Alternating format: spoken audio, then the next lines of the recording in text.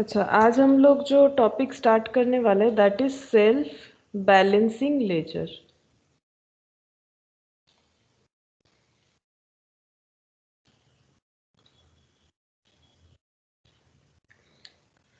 Self balancing ledger मतलब ledger मतलब नाम देखो, नाम क्या है?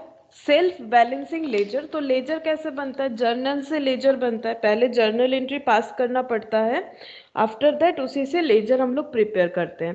ठीक है। और लेजर को बैलेंस करने के लिए हमें दो डेटा चाहिए होता है। जैसे देखो, लेजर को अगर हमें बैलेंस करना है, सपोज लेजर है X2 सेल्स। फॉर एग्जाम्पल, अगर X2 सेल्स है तो अगर ये X अकाउंट है तो यहाँ पर हम लोग क्या लिखते हैं? 2 सेल्स लिखते हैं। और यहाँ पर और एक अकाउंट बनता है अकॉर्डिंग टू जर्नल सेल्स। ठीक है।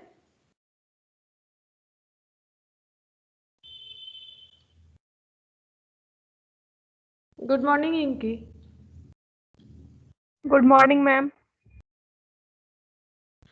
और सेल्स के यहाँ पर क्या लिखेंगे? By X. ठीक है। फॉर यहाँ पर एग्जांपल अगर 100 है, ठीक है, X2 सेल्स, ये क्रेडिट सेल का एंट्री दिख रहा है। X account debit to sales, मतलब एक्स कस्टमर है और हम लोगों ने सेल किया है। और कस्टमर को डेबिट करने का मतलब ही ये होता है कि क्रेडिट सेल क्या है। अगर कैश सेल क्या होता तो कैश टू सेल लिखते ना। तो X2 सेल्स, अब इसका लेजर पोस्टिंग किस तरह से होता है? यहाँ पर दो अकाउंट होगा। जर्नल जिस तरह से होता है उसी हिसाब से हम लोग अकाउंट लेते हैं। तो यहाँ पर दो अकाउंट होगा, एक एक्स अकाउंट और एक सेल्स अकाउंट। ठीक है। तो एक्स में 2 सेल्स और सेल्स में बाई एक्स लिख दिया मैंने। अब यहाँ पर क्लोज करने के लिए हमें क्या चाहिए? यहाँ पर क्लोज करने के लिए हमें क्रेडिट साइड में बैलेंस चाहिए और यहाँ पर क्या चाहिए?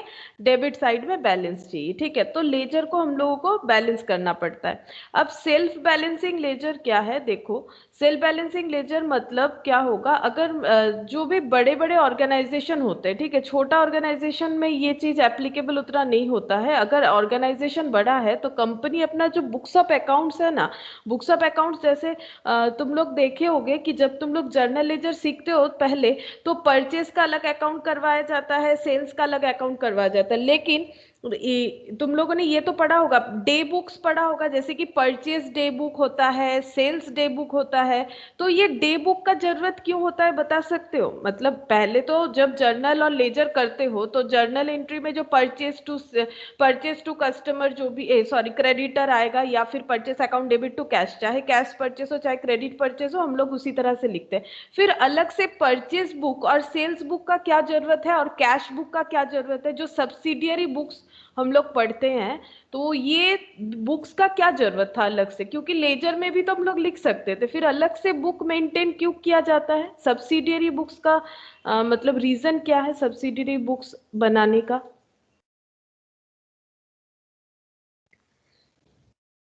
ম্যাম ওগুলো শুধু ক্রেডিট পারচেজ আর সেল গুলো ট্রানজাকশন গুলো করা হয়। হ্যাঁ, ক্রেডিট পারচেজ और क्रेडिट सेल ट्रांजैक्शन करा है। Credit purchase credit sale transaction तो हम लोग ऐसे भी कर सकते हैं ना। मतलब अभी जो मैंने एंट्री लिखा था X2 सेल्स, ये भी तो क्रेडिट सेल है। तो अभी मैंने दो अकाउंट दिखाया था, एक्स और सेल्स अकाउंट। तो ये इसके जगह अगर हम लोग क्या बोलते हैं उसे, परचेज डे बुक और क्या होता है सेल्स डे बुक, अगर हम लोग सेल्स डे बुक यूज कर रहे हैं तो वहां पर इस क्रेडिट परचेज को रिकॉर्ड कर देंगे, है ना। सेल्स डे बुक में क्या रिकॉर्ड होता है? All credit sales. और परचेज डे बुक में क्या होता है? All credit purchase. ठीक है। बिल्कुल सही कहा है अरिजीत ने कि ये सेल्स डे बुक में क्रेडिट सेल हम लोग रिकॉर्ड करते हैं, all type of credit sale. लेकिन इसमें यह भी ध्यान रखना है, मर्चेंडाइज गुड्स रिकॉर्ड किया जाता है, मतलब जिस चीज में बिजनेस डायरेक्टली ऑपरेट कर रहा है। ठीक है। और उसी चीज में होता है। जैसे कि अगर मेरा बिजनेस, अगर मान लो मेरा बिजनेस है, किस चीज का बताया, अगर वेजिटेबल्स का बिजनेस है तो फर्नीचर बेच दिया तो उसका एंट्री यहाँ पर नहीं होगा, चाहे कैश में हो चाहे क्रेडिट में हो। तो इसीलिए सेल्स डे बुक होता है जहां पर मर्चेंडाइज गुड्स का क्रेडिट एंट्री होता है, और परचेज डे बुक में क्रेडिट परचेज का एंट्री होता है। लेकिन अचानक से फिर बुक्स बनाने का क्या जरूरत हुआ? वो तो इस लेजर में भी हो सकता था ना। बोला अचानक से बुक्स क्यों बनाते? ये सबने 11 में पढ़ा है, क्योंकि ये तो रहता ही है, हर एक बोर्ड में ही रहता है। और अरिजीत लोगों को तो मैंने कुछ दिन पहले भी इसे पढ़ाया था। बोलो, इसका रीजन क्या था? अगर इसका रीजन बोल पाओगे तो ये रिलेट कर पाएंगे हम लोग सेल्फ बैलेंसिंग लेजर, कि अलग से फिर लेजर क्यों मेंटेन करेंगे। देखो, मुझे नहीं लगता तुम लोग को याद आ रहा है, जो भी हो तो क्या होता है कि बिजनेस में दो ट्रांजैक्शन सबसे ज्यादा होता है, फ्रीक्वेंटली दो ही ट्रांजैक्शन होता है, एक सेल और एक परचेज। ये बहुत लार्ज क्वांटिटी में होता है। तो इतना अलग अलग डेटर, इतना अलग अलग क्रेडिटर, सबका डेटा अगर हम लोग लेजर में ही लिखते जाएंगे तो बुक्स ऑफ अकाउंट्स बहुत लेंदी हो जाता है। ठीक है, बहुत लेंदी हो जाता है, बहुत सारा डेटा एक ही जगह पे गैदर हो जाता है। तो इससे बचने के लिए ये सेल्फ बैलेंसिंग, सॉरी, इससे बचने के लिए ये जो सब्सिडियरी बुक्स का कंसेप्ट लाया गया कि क्रेडिट परचेज, क्रेडिट सेल और cash sale and cash purchase और एनी टाइप ऑफ, ये सारा चीज हम लोग क्या करेंगे, सब्सिडियरी बुक्स में लिखेंगे। तो हमारा जो बुक्स ऑफ अकाउंट्स है वो अलग अलग सेगमेंट में डिवाइड हो जाएगा और इससे हमारा कंट्रोल बेटर रहेगा और हम लोग अच्छी तरह से मेंटेन कर पाएंगे। क्योंकि किसी एक स्पेसिफिक मैनेजर को अगर हम लोग बोल देते कि तुम परचेज बुक संभालो, तो वो उनके पास जब कोई भी जाएगा तो उनके पास सारा क्या डेटा मिलेगा, क्रेडिट परचेज का डेटा मिलेगा। तो अगर घर पे भी जैसे बहुत ज्यादा काम होता है तो अगर हम लोग काम को डिवाइड कर ले तो वो आसान हो जाता है। उसी तरह से बिजनेस ऑर्गेनाइजेशन में भी अगर हम लोग हमारा जो काम है उसका लोड को डिवाइड कर लेते हैं अलग अलग सेगमेंट में, अलग अलग सेक्टर में, तो कंट्रोल भी अच्छा रहता है और काम भी बहुत इजीली हो जाता है। अब ये मैंने इसीलिए बताया, सब्सिडियरी बुक्स इसीलिए बनाया जाता है। ठीक है, ऐसे ही तुम लोग बना लेते हो, ये ठीक नहीं है। तुम लोग को रीजन भी पता होना चाहिए क्यों अचानक से सब्सिडियरी बुक बनेगा। हम लोग तो बना रहे थे ना लेजर। सब्सिडियरी बुक्स में क्या होगा, एक अलग टाइप ऑफ डेटा वहां पर रिकॉर्ड होता है। जैसे परचेज डे बुक में credit purchase, sales day book में क्रेडिट सेल, और जो कैश बुक है उसमें only cash sale and cash purchase. तो क्या हो गया, ये सारे चीजों का लेजर बनाने का जरूरत नहीं होगा। जब भी कैश सेल कैश परचेज होगा वो परचेज डे बुक में हो जाएगा। तो इससे क्या होगा, हमारा जो मैनेजमेंट है वो बहुत अच्छी तरह से काम कर पाएगा। सिमिलरली सेल्फ बैलेंसिंग लेजर क्यों आया है, ये कंसेप्ट देखो। सेल्फ बैलेंसिंग लेजर, जो बड़ा बड़ा ऑर्गेनाइजेशन होता है वो बेटर कंट्रोल के लिए, वो एंटिटी बोल लो या फिर ऑर्गेनाइजेशन बोलो, वो अपने बुक्स ऑफ अकाउंट्स को अलग अलग सेगमेंट में डिवाइड कर लेते हैं। ठीक है, जैसे एक पर्टिकुलर सेगमेंट बना लिया जहां पर सिर्फ और सिर्फ डेटर का ही डेटा रिकॉर्ड किया जाएगा। डेटर मतलब क्रेडिट सेल का, ठीक है, डेटर मतलब क्रेडिट सेल का डेटा रिकॉर्ड किया जाएगा। या फिर मान लो ऐसा एक बुक्स बना लिया गया जहां पर क्रेडिट परचेज का डेटा रिकॉर्ड किया जाएगा। ठीक है, या फिर मान लो एक बिल्स रिसीवेबल जितना भी होगा उसका एक अलग बुक्स मेंटेन होगा, बिल्स पेबल जितना होगा उसका एक अलग बुक्स मेंटेन होगा। तो जितना बड़ा ऑर्गेनाइजेशन होगा उतना वो सेगमेंट में अपने काम को डिवाइड कर सकता है फॉर बेटर कंट्रोल। ठीक है, लेकिन हमारा जो सिलेबस है या फिर हमारे पास मतलब जो पढ़ाई के लिए जो क्राइटेरिया दिया गया है उसमें हमारा बिल्स रिसीवेबल, बिल्स पेबल, इतने सारे बुक्स ऑफ अकाउंट्स हमें पढ़ने की जरूरत नहीं है। हमें तीन चीज पढ़ना पड़ेगा, एक डेटर, एक क्रेडिटर और एक हो जाएगा जनरल लेजर। ठीक है, मतलब अगर हम यहाँ पर ऑर्गेनाइजेशन को नॉर्मली तीन पार्ट में अपना पूरा काम को डिवाइड करना पड़ेगा। एक रिसीवेबल डिपार्टमेंट या फिर डेटर डिपार्टमेंट बन जाएगा। जिन लोगों का काम ही क्या होगा, डेटर डिपार्टमेंट का काम क्या होगा, अगर कोई डिपार्टमेंट में डेटर रिलेटेड डेटा रहेगा वो डेटर डिपार्टमेंट हो जाएगा। अब ये लोग क्या करेगा, डेटर को फॉलो अप करेगा, चेक करेगा कौन से डेटर से पैसा मिलना है, कितना दिन बाकी है, कितना क्रेडिट पीरियड हम लोगों ने दिया था, तो ये सारा डिटेल्स रखेगा। तो ये डेटर डिपार्टमेंट, या फिर इसको हम लोग बोल सकते हैं रिसीवेबल डिपार्टमेंट, रिसीवेबल डिपार्टमेंट। ठीक है, और क्या डिपार्टमेंट बनेगा, और क्रेडिटर। ठीक है, क्रेडिटर डिपार्टमेंट, या फिर इसे हम लोग बोल सकते हैं पेबल या फिर परचेज डिपार्टमेंट भी बोल सकते हैं। ठीक है, पेबल डिपार्टमेंट, ये लोग क्या करेगा, कौन से क्रेडिटर को कब पेमेंट करना है, किससे कितना स्टॉक मिलेगा, ये सारा चीज का डेटा यहाँ पर हमें मिल जाएगा।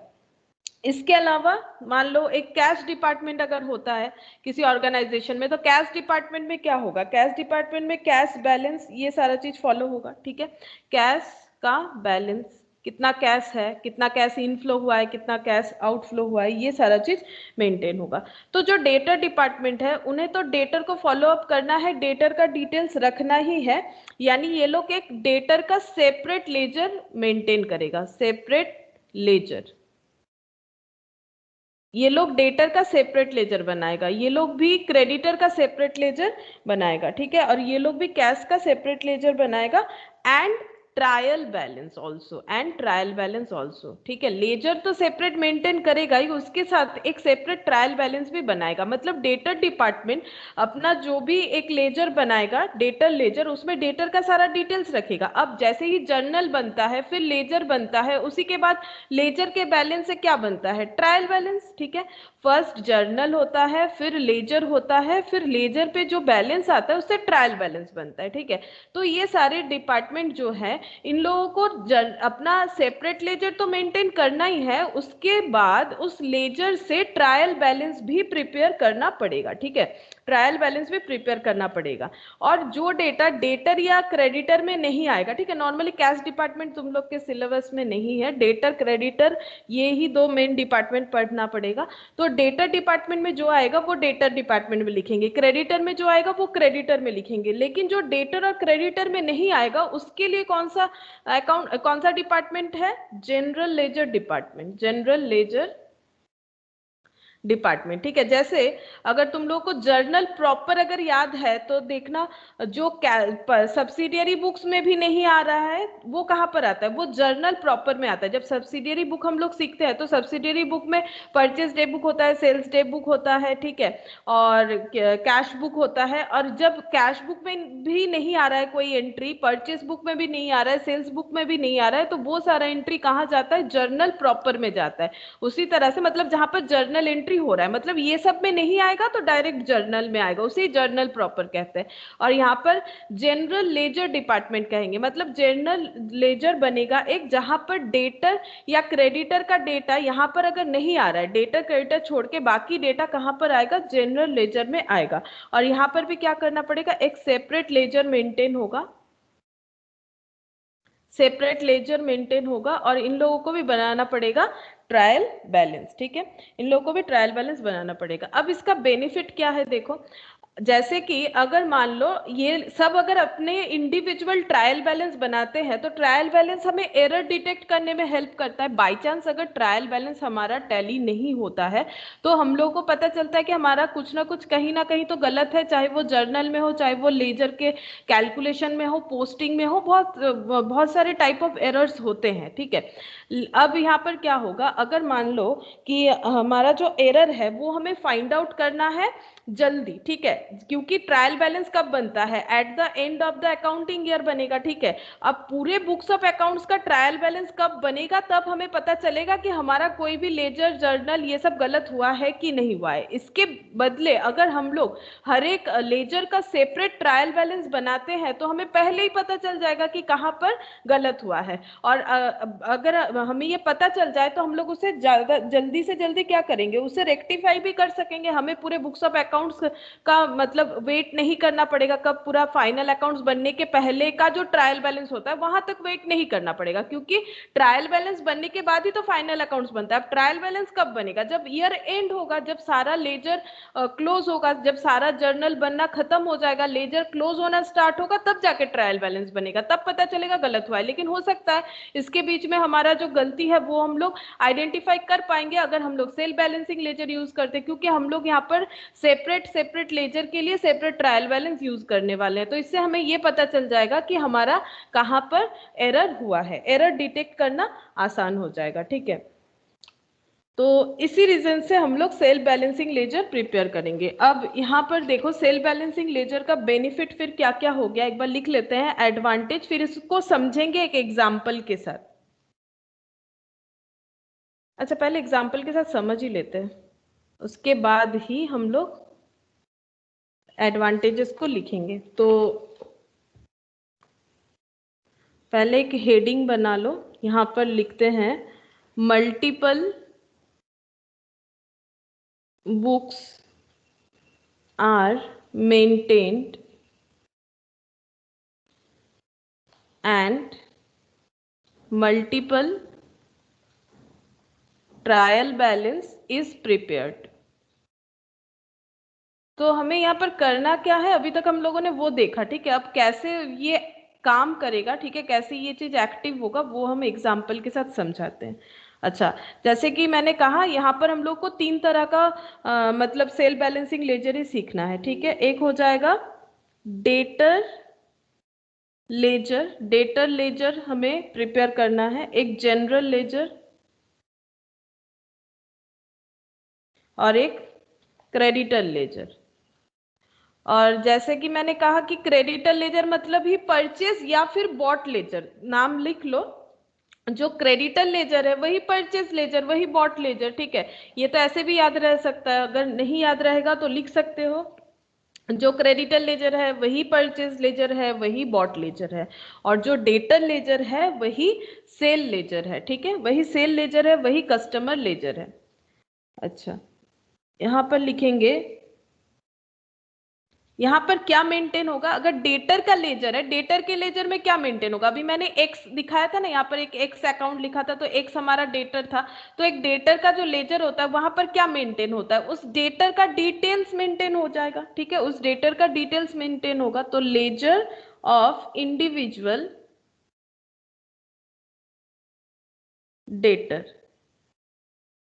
एंड जनरल लेजर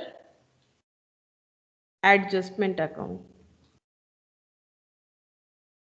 ये क्या होता है ये हम बताएंगे। ये तो तुम लोग को समझ में आ ही रहा होगा। अगर डेटर का लेजर है वहां पर इंडिविजुअल लेजर में इंडिविजुअल डेटर का डेटा मेंटेन होगा, ठीक है।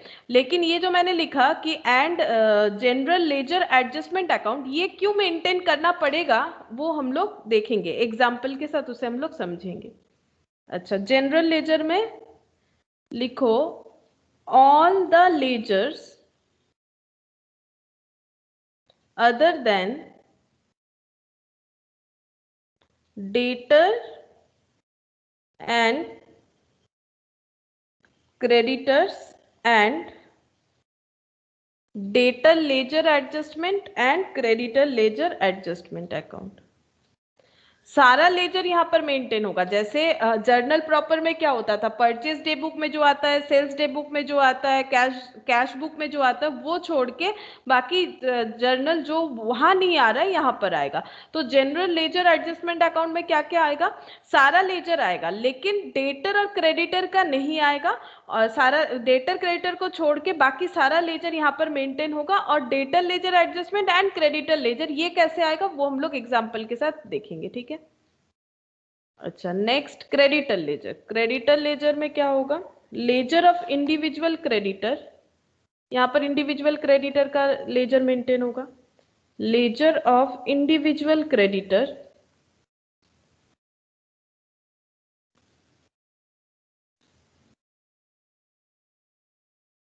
इंडिविजुअल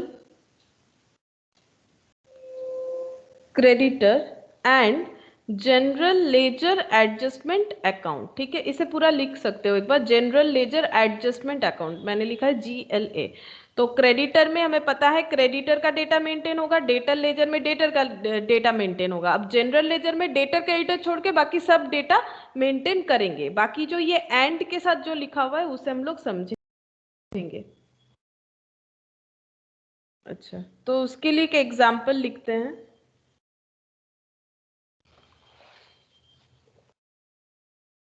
एक एग्जाम्पल के साथ समझते हैं। Sold goods to X for ₹1000,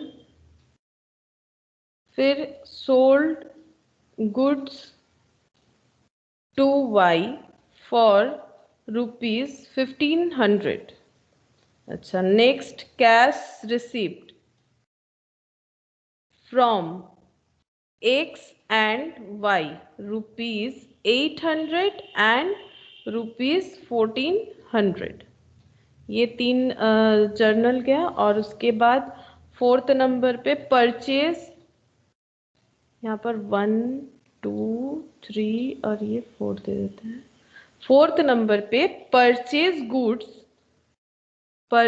goods from P ₹2000 and Q ₹500, ठीक है। फिफ्थ नंबर पर paid to P and Q ₹1600 and 250, ठीक है। अब करना क्या है, सिंपल, ये जो ट्रांजैक्शन है इसका तुम लोग को मुझे जर्नल बताना है, और तुम लोग मुझे जर्नल बताओगे, हम उसका लेजर पोस्टिंग करेंगे, ठीक है। तो फर्स्ट जो जर्नल है, पॉइंट नंबर 1 पे देखो क्या लिखा हुआ है, sold goods to X for ₹1000। तो बताओ इसका जर्नल एंट्री क्या होगा, sold goods to X for 1000। Cash account debit to sales.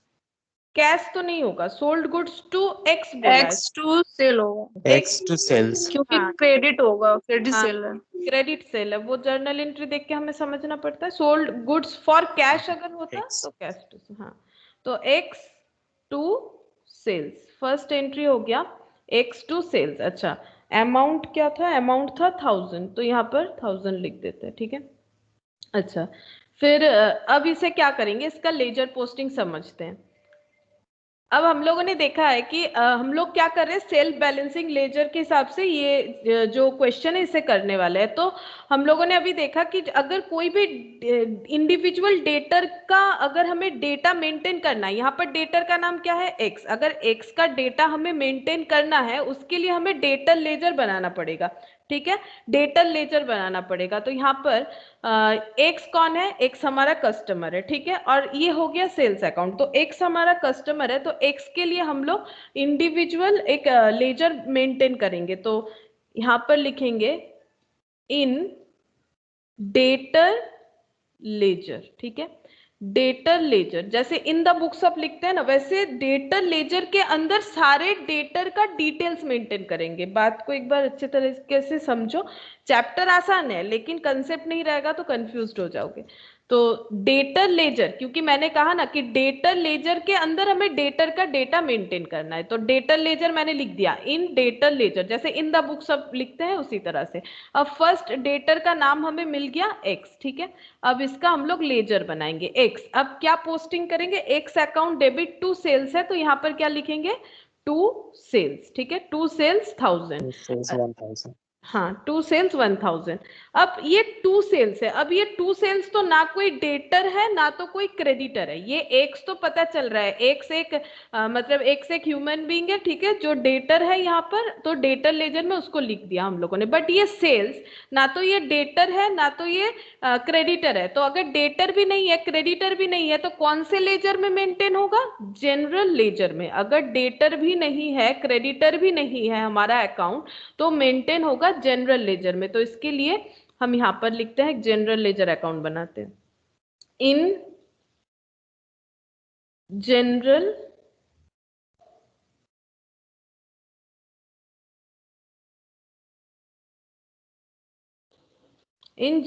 Laser adjustment लिखना पड़ेगा, ठीक है, एडजस्टमेंट, क्योंकि ये बेसिकली एडजस्ट करने के लिए ये लेजर बनता है। अब कैसे एडजस्ट होगा वो भी देखेंगे। इन जनरल लेजर, ठीक है, इन जनरल लेजर एडजस्टमेंट, मतलब एडजस्टमेंट नहीं भी लिखेंगे तो चलेगा, इन जनरल लेजर लिख देते हैं अभी, इन जनरल लेजर। और इसमें कौन सा अकाउंट बनेगा, फर्स्ट हमें मिल गया सेल्स का अकाउंट बनेगा, ठीक है, फर्स्ट हमें जो मिला सेल्स का अकाउंट बनेगा इन जनरल लेजर। और सेल्स अकाउंट में हम लोग क्या पोस्ट करेंगे, सेल्स अकाउंट में पोस्ट करेंगे बाई एक्स, ठीक है, सेल्स अकाउंट में हमें पोस्ट करना पड़ेगा बाई एक्स। तो यहाँ पर लिखते हैं जैसे नॉर्मल पोस्टिंग होता है, ठीक है, इसमें अभी हम लोगों ने कुछ अलग सीखा ही नहीं है, ये तो नॉर्मल पोस्टिंग है, बट हाँ बुक्स ऑफ अकाउंट्स का नाम क्या होगा वो हमें देखना है, ठीक है। तो यहाँ पर इन जनरल लेजर में मेंटेन करना है, ये डेटर लेजर में मेंटेन करना पड़ा हमें, ठीक है। अच्छा, नेक्स्ट एंट्री क्या है, देखो नेक्स्ट ट्रांजैक्शन क्या है, sold goods to Y for 1500, same चीज है बस नाम अलग दिया हुआ है, वाई के बारे में यहाँ पर कहा गया है, तो वाई टू सेल्स हो जाएगा, वाई टू सेल्स यहाँ पर हो जाएगा 1500, ठीक है, ये एंट्री हो गया। फिर से हम लोग यहाँ पर क्या करेंगे, वाई हमारा एंट्री से ही पता चल रहा है सेल हुआ है, क्रेडिट सेल, तो वाई इंडिविजुअल डेटर है और इंडिविजुअल डेटर को मेंटेन करना पड़ेगा अंडर डेटर लेजर, तो इसीलिए डेटर लेजर के अंडर में हम लोगों ने लिख दिया। और टू यहाँ पर लिखेंगे सेल्स 1500। अब फिर से यहाँ पर सेल बच गया, अब सेल को कौन से बुक्स ऑफ अकाउंट्स के अंडर लिखना पड़ेगा, ये जनरल लेजर के अंडर लिखना पड़ेगा। तो यहाँ पर क्या लिखेंगे हम लोग, बाई वाई 1500, ये हो गया, ठीक है, सेकेंड एंट्री हो गया। अच्छा, अब थर्ड एंट्री देखो, थर्ड एंट्री क्या है, थर्ड एंट्री है cash received from X and Y, वो डेटर थे इसीलिए उन लोगों से पैसा मिला 800 और 1400, तो एंट्री क्या होगा? कैश रिसिप्ट का एंट्री क्या होगा बताओ?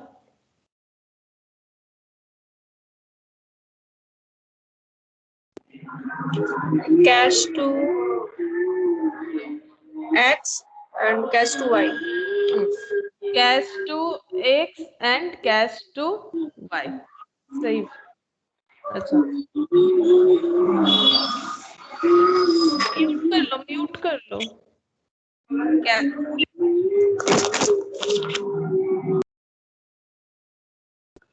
अच्छा cash to X and cash to Y, ठीक है। तो कैश टू एक्स, तो एक्स का कितना था, अमाउंट ही भूल गया। कैश टू एक्स कितना, 800 और 1400, 800 और 1400, तो 800 और 1400। तो यहाँ पर एक काम करते, टोटल नहीं, थोड़ा अलग अलग ही लिखते ताकि तुम लोग को अच्छी तरीके से समझ में आए। तो यहाँ पर 800 800 मतलब कंबाइन एंट्री नहीं कर रहे, ठीक है। और एक बार लिख देते हैं cash to Y, cash to Y 1400 और 1400। तो यहाँ पर देखो जो फर्स्ट एंट्री है वो है कैश टू एक्स, ठीक है। तो एक्स में हम लोग क्या लिखेंगे, क्योंकि एक्स ये डेटर के बारे में कहा गया, debtor related data individual debtor में लिखना पड़ेगा।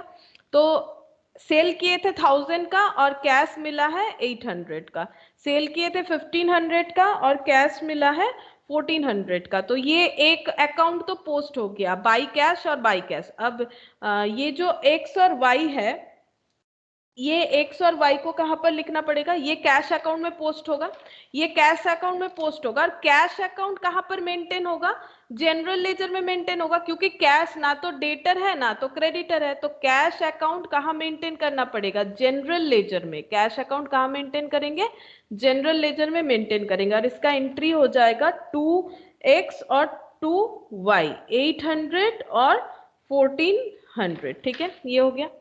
अच्छा उसके बाद फिफ्थ एंट्री देखो क्या है, नहीं fourth entry, purchase goods from P and Q 2000 और 500। बताओ purchase goods from P and Q 2000 and 500 क्या होगा?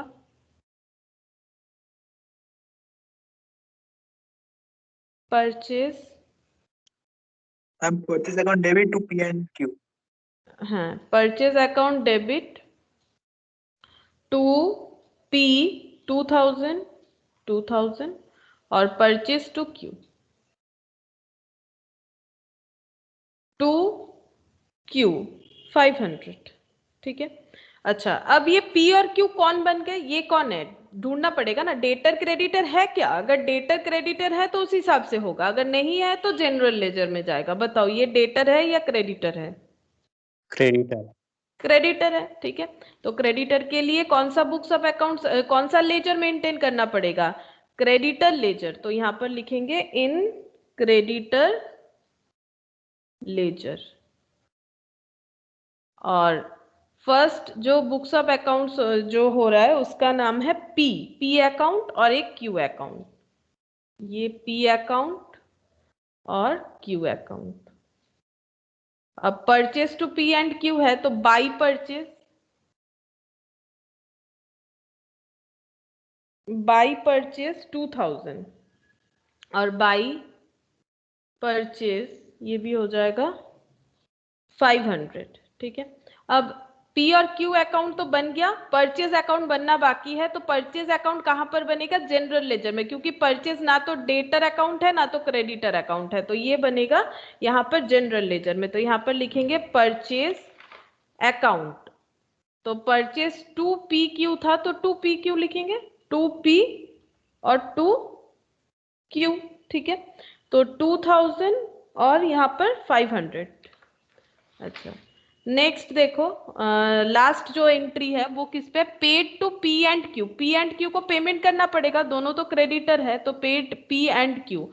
तो 7th नंबर पे क्या लिखे, पे कर रहे हैं, तो क्या हो जाएगा, P account debit to cash, P को जितना पे कर रहे हैं, और क्यू टू कैश। तो कितना पेमेंट हो रहा है, 1600, ठीक है, और 250 और 250 ये अमाउंट हो रहा है।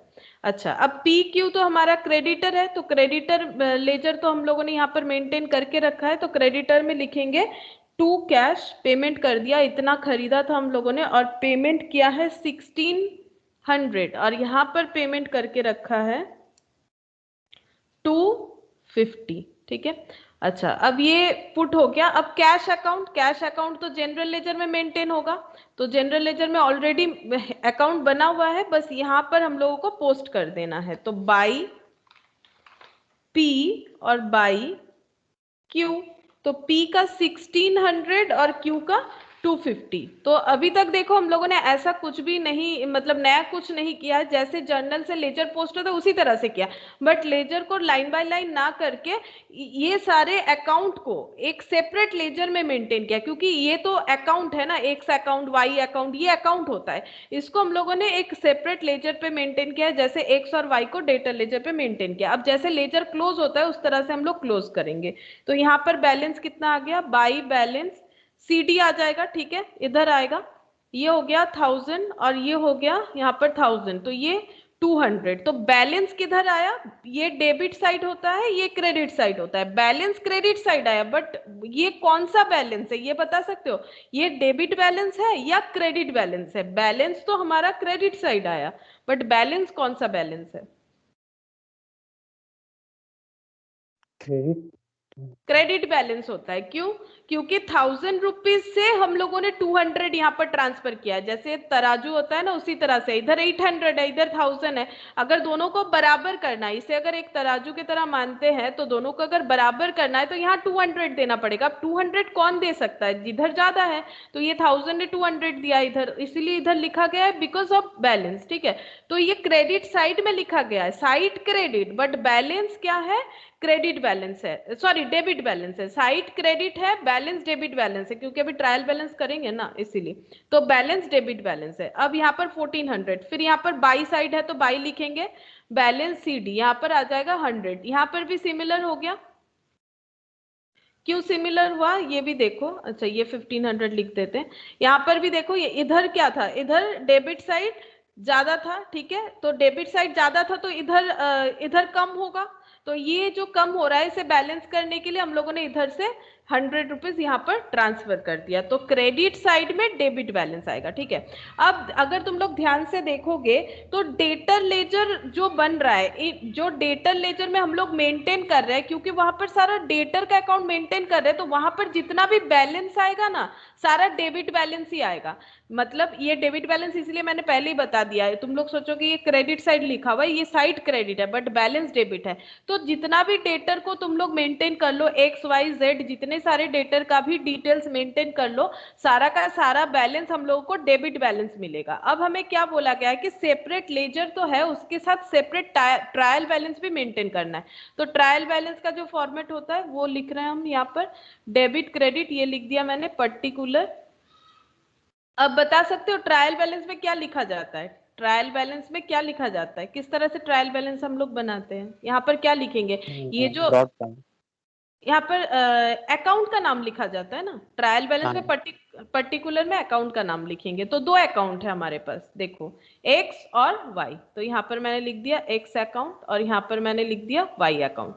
अब बैलेंस किधर लिखेंगे, जैसे कि मैंने पहले ही बता दिया तुम लोगों को, ये डेबिट बैलेंस है तो ये डेबिट साइड लिखना चाहिए, ये 200 इधर आएगा, ठीक है, और ये 100 इधर आएगा, ठीक है, हो गया। अब यहाँ पर और तो कोई अकाउंट नहीं है, तो ये ट्रायल बैलेंस हमारा क्लोज हो जाना चाहिए, ठीक है, तो क्लोज तो कर देंगे। यहाँ पर 300 आ रहा है, अब यहाँ पर क्या लिखे, सस्पेंस वस्पेंस नहीं लिख सकते, ठीक है, सस्पेंस नहीं लिख सकते हैं, तो सस्पेंस छोड़ के हमें कुछ और सोचना पड़ेगा, तो यहाँ पर 300 आ रहा है तो इधर भी हमारा 300 आना चाहिए। प्रॉब्लम ये होगा कि डेटर लेजर जब भी हम लोग मेंटेन करेंगे, मतलब जो डिपार्टमेंट डेटर का डिटेल्स मेंटेन कर रहा है ना, उनको ये प्रॉब्लम होगा कि उन लोगों के पास जितना भी बैलेंस आएगा सारा का सारा डेबिट बैलेंस आएगा, ठीक है, सारा का सारा डेबिट बैलेंस, क्योंकि ऐसा तो हो नहीं सकता कि हम लोगों ने 1000 का सामान बेचा और कोई हमें 2000 दे रहा है, ऐसा नहीं हो सकता है, ठीक है, तो हमेशा बैलेंस डेबिट बैलेंस आएगा या तो नील हो सकता है, ठीक है, अगर 1000 ही पेमेंट कर दिया तो कोई बैलेंस नहीं आ सकता, वो अलग बात है, लेकिन बैलेंस हमेशा डेबिट आएगा। तो अगर इन लोगों को कहा जा रहा है कि सेपरेट लेजर भी मेंटेन करो और ट्रायल बैलेंस भी बनाओ, जैसे कि मैंने यहाँ पर कहा था, ठीक है, कहाँ पर लिखा था मैंने, यहाँ पर सेपरेट लेजर भी मेंटेन करो और ट्रायल बैलेंस भी बनाओ। तो इन लोगों को ट्रायल बैलेंस तो बनाना पड़ेगा क्योंकि कहा गया है। अब ये क्रेडिट साइड इन लोगों को कितना लिखने से ट्रायल बैलेंस टैली होगा, ये दिख रहा है हमें 300 लिखना पड़ेगा। ठीक है, ट्रायल बैलेंस में हम लोगों को 300 लिखना पड़ेगा, बट अकाउंट का नाम क्या दे, अकाउंट का क्या नाम दे ताकि हम लोग ये 300 जो लिखा है वो हमारा सेटिस्फाई हो जाए। तो यहाँ पर हमें अकाउंट का नाम देना पड़ेगा जनरल लेजर एडजस्टमेंट, इसीलिए इसे बोला जाता है एडजस्टमेंट। ठीक है, debtor ledger account, creditor ledger account और general ledger adjustment account. Debtor ledger को भी एडजस्टमेंट बोलते हैं, वो भी देखेंगे क्यों बोलते हैं। तो ये देखो मैंने यहाँ पर लिखा है ना, laser of individual debtor and general ledger adjustment account. क्यों जनरल लेजर एडजस्टमेंट अकाउंट बनाएंगे, क्योंकि ये जो क्रेडिट 300 तो लिख दिया, अब अकाउंट का नाम क्या है, 300 लिख दिया, बट अकाउंट का नाम क्या है, तो अकाउंट का नाम हमें यहाँ पर देना पड़ेगा जनरल लेजर एडजस्टमेंट अकाउंट। ठीक है, इसीलिए इस चैप्टर का ही नाम है सेल्फ बैलेंसिंग लेजर। मतलब लेजर जो बन गया उससे जब ट्रायल बैलेंस बनाएंगे वो हम लोग को खुद से क्या करना है, बैलेंस करना है। खुद से बैलेंस का मतलब ये जो डेटर डिपार्टमेंट है, डेटर लेजर जो मेंटेन कर रहा है, ये जो डिपार्टमेंट है, इन लोगों को अपना ट्रायल बैलेंस को टैली करवाना है। ठीक है, और नॉर्मली ये जो काम होता है ना, ये वीकली होता है या मतलब बहुत शॉर्ट ड्यूरेशन में होता है, जहां पर ज्यादा ट्रांजैक्शन होता है वही लोगों को ज्यादा प्रॉब्लम होता है। इसीलिए वो लोग अपना काम सेगमेंट में डिवाइड करते हैं और 2-3 मतलब 1 वीक छोड़ छोड़ के सारा डेटा जो है वो गैदर करते रहते हैं कि इस हफ्ते कितना हुआ, या फिर 15 डेज में, क्वार्टरली, इस तरह से करते। नॉर्मली 12 मंथ्स वाला काम नहीं करते। अगर 12 मंथ्स वाला काम करते तो इतना सब करने का जरूरत ही नहीं होता। तो वो लोग बहुत शॉर्ट पीरियड में डेटा कलेक्ट करते रहते हैं कि क्या प्रोग्रेस है। तो इसीलिए इस तरह से लेजर हमें मेंटेन करना पड़ेगा और उससे हमें ट्रायल बैलेंस भी बनाना पड़ेगा। अब यहाँ पर जनरल लेजर एडजस्टमेंट अकाउंट तो लिख दिया हम लोगों ने एडजस्ट करने के लिए। अब इसका मतलब इसका अकाउंट भी ओपन करना पड़ेगा, क्योंकि अगर ट्रायल बैलेंस में एक्स अकाउंट लिखा हुआ है तो यहाँ एक्स अकाउंट है ना, यहाँ एक्स अकाउंट है, और अगर ट्रायल बैलेंस में वाई अकाउंट लिखा हुआ है तो यहाँ पर वाई अकाउंट है। ठीक है, यहाँ पर वाई अकाउंट है। उसी तरह से अगर हम लोगों ने जनरल लेजर एडजस्टमेंट अकाउंट लिखा है, जो कि हमारा टॉपिक हमें अलाउड करता है, तो फिर हमें यहाँ पर उसे मैच करने के लिए क्या करना पड़ेगा, जनरल लेजर एडजस्टमेंट अकाउंट यहाँ पर बनाना पड़ेगा, जनरल लेजर एडजस्टमेंट अकाउंट। ठीक है, जनरल लेजर एडजस्टमेंट अकाउंट बन रहा है। अब इन डेटर लेजर बन रहा है, ध्यान दो, इन डेटर लेजर के अंदर एक्स अकाउंट बन गया जो कि एक डेटर का अकाउंट था, वाई अकाउंट बन गया जो कि एक डेटर का अकाउंट था, और एक कौन सा अकाउंट बनाना पड़ेगा, जनरल लेजर एडजस्टमेंट अकाउंट, ताकि हम लोग अपना ट्रायल बैलेंस सेल्फ बैलेंस कर सके। ठीक है, सेल्फ बैलेंस कर सके, क्योंकि हमारा जो डिपार्टमेंट है वो हमें सिर्फ और सिर्फ डेबिट बैलेंस देगा, क्रेडिट बैलेंस नहीं मिलेगा। इसीलिए हमें क्या करना है, जनरल लेजर एडजस्टमेंट अकाउंट लिख के उसे बैलेंस करना है। तो अगर अकाउंट लिखेंगे ट्रायल बैलेंस में तो उसका एक अकाउंट भी हमारा बनना चाहिए। तो यहाँ पर क्या लिखेंगे, अब जनरल लेजर एडजस्टमेंट अकाउंट लिख दिया हम लोगों ने। अब यहाँ पर लिखना पड़ेगा कितने अमाउंट से लिखा है, देखो 300, कौन से साइड है, क्रेडिट साइड लिखा है, तो क्या लिखेंगे इधर 300, और यहाँ पर क्या लिखेंगे, बाई डेटर लेजर एडजस्टमेंट, क्योंकि डेटर लेजर को एडजस्ट करने के लिए general ledger adjustment account open करना पड़ा है। ये है concept, debtor ledger adjustment account, और यहाँ पर लिख देंगे टू बैलेंस सीडी, इसे क्लोज करने के लिए 300। ठीक है, तो ये 300 और यहाँ पर हो गया 300। मतलब एक्चुअली ये जो 300 है ये क्रेडिट है। क्रेडिट बैलेंस मतलब क्या, डेबिट साइड, ये वाला है, देखो दिखाते हैं, ये वाला। ठीक है, ये 300 टू बैलेंस सीडी करके आ जाएगा। जैसे ये 100 कहां पर आया है, वाई अकाउंट में 100 बाई बैलेंस सीडी करके आना चाहिए। ठीक है, एक्स अकाउंट जो है, एक्स अकाउंट में 200 क्या बोल के आना चाहिए, डेबिट अगर बैलेंस है तो वो लिखा हुआ होना चाहिए by balance CD credit side में। सिमिलरली ये 300 टू बैलेंस सीडी करके लिखना चाहिए। फिर इसका एंट्री क्या होगा, क्योंकि डेटर लेजर को एडजस्ट करने के लिए किया गया है, तो by debtor ledger adjustment account. ठीक है, तो डेटर लेजर के अंडर क्या क्या बन सकता है, ये जो लैंग्वेज है इसको समझना पड़ेगा, क्योंकि क्वेश्चन इसी तरह से होता है। तो इन डेटर लेजर क्या क्या अकाउंट ओपन होता है, in debtor ledger debtors account and general ledger adjustment account. ये आई होप अब ये समझ में आ रहा होगा, डेटर लेजर में laser of individual debtor and general ledger adjustment account open करना पड़ेगा। सिमिलरली हम लोग क्रेडिटर वाला भी देखते हैं, देखो और भी क्लियर हो जाएगा। क्रेडिटर में क्या हुआ था देखो, क्रेडिटर को भी अब हम लोग क्लोज करते हैं। यहाँ पर 2000 है तो यहाँ पर टू बैलेंस CD ये हो जाएगा 400, ये 400 हो गया, इधर 2000 और इधर भी हो गया 2000। अच्छा अब ये 500 है, यहाँ पर 250 है तो यहाँ पर लिखेंगे टू बैलेंस CD 250, तो यहाँ पर हो गया 500 और यहाँ पर हो गया 500। ठीक है, अब हम लोग अपना ट्रायल बैलेंस बनाएंगे, तो ट्रायल बैलेंस यहाँ पर बना लेते हैं। ट्रायल बैलेंस छोटा सा ही बनता है, यहाँ पर मेरा डेटा कम है तो छोटा ट्रायल बैलेंस ही हो जाएगा। अब ट्रायल बैलेंस में क्या क्या लिखेंगे, दो अकाउंट बना हुआ है, एक P और एक Q, तो यहाँ पर P लिख दिया मैंने, यहाँ पर Q लिख दिया। अच्छा ये डेबिट साइड और ये क्रेडिट साइड। ठीक है, अब ये जो बैलेंस है ये किधर आया है, ये डेबिट साइड आया है, ये है क्रेडिट साइड। तो डेबिट साइड आया है 400 का बैलेंस आया है, तो हम लोग डेबिट साइड लिख देते हैं 400। नॉर्मली ट्रायल बैलेंस से पुट करने का मतलब आसान तरीका यही है कि जिधर है उधर कर दो, ठीक है, लेकिन लॉजिक मैंने बता दिया। तो ये 250 डेबिट साइड है ना, तो डेबिट साइड ही लिखेंगे। तो टोटल कितना हो गया 650। यहाँ पर सिमिलर प्रॉब्लम क्या हो रहा है, क्रेडिट साइड में कुछ नहीं मिल रहा है। जैसे डेटर में हमें क्या नहीं मिल रहा है, डेटर में हमें नहीं मिल रहा था क्रेडिट साइड, और क्रेडिटर में, अच्छा मैंने क्या गलत लिख दिया, एक मिनट, ये बैलेंस आया था मेरा क्रेडिट साइड, मैंने डेबिट साइड लिखा। अच्छा ये तो उल्टा लिख दिया ना मैंने, क्रेडिटर है तो इधर आना चाहिए, इधर क्यों लिख दिया मैंने, क्रेडिटर है ना, लाइबिलिटी होता है। ट्रायल बैलेंस में क्या होता है, तुम लोग भी नहीं बोल रहे मुझे, ट्रायल बैलेंस में कोई भी अगर लाइबिलिटी है, लाइबिलिटी, इनकम या फिर गेन, फाइनल अकाउंट्स में देख सकते हो, फाइनल अकाउंट्स के लिए जो ट्रायल बैलेंस रहता है तो ये सारा चीज क्रेडिट साइड जाता है, और कोई भी एसेट और एक्सपेंस ये सब रहता है तो डेबिट साइड जाता है। ठीक है, तो पी क्यू का 400, और अभी तो मैंने वही समझाया था और मैंने खुद ही गलत लिख दिया, देखो 400 ये इधर का बैलेंस है ना, क्रेडिट साइड ज्यादा था, क्रेडिट का बैलेंस डेबिट साइड आया है, और ये भी क्रेडिट का बैलेंस डेबिट साइड आया है, तो क्रेडिट बैलेंस है तो क्रेडिट बैलेंस 400 और यहाँ पर 250, तो टोटल हो गया 650। ठीक है, टोटल 650 हो रहा है, लेकिन इधर टैली करने के लिए भी हमें कितना चाहिए, 650 चाहिए। अब सस्पेंस लिख नहीं सकते हैं तो एडजस्ट करने के लिए कौन सा अकाउंट यूज करेंगे, जनरल लेजर एडजस्टमेंट अकाउंट। ठीक है, यहाँ पर भी जनरल लेजर एडजस्टमेंट अकाउंट हम लोग यूज करेंगे, पी अकाउंट और ये क्यू अकाउंट। अब जनरल लेजर एडजस्टमेंट अकाउंट लिख रहे हैं तो उसका लेजर भी होना चाहिए, जनरल लेजर एडजस्टमेंट अकाउंट। ठीक है, तो उसका लेजर हम लोग ओपन कर लेते हैं। अब यहाँ पर क्या हो गया कंसेप्ट, क्रेडिटर लेजर के अंडर, क्रेडिटर लेजर के अंडर क्रेडिटर का अकाउंट आया और आ गया जनरल लेजर एडजस्टमेंट। ये देखो क्रेडिटर के अंडर क्या आया, लेजर ऑफ इंडिविजुअल क्रेडिटर जो कि पी क्यू है हमारे एग्जांपल में, and general ledger adjustment account, और जनरल लेजर एडजस्टमेंट अकाउंट आ गया।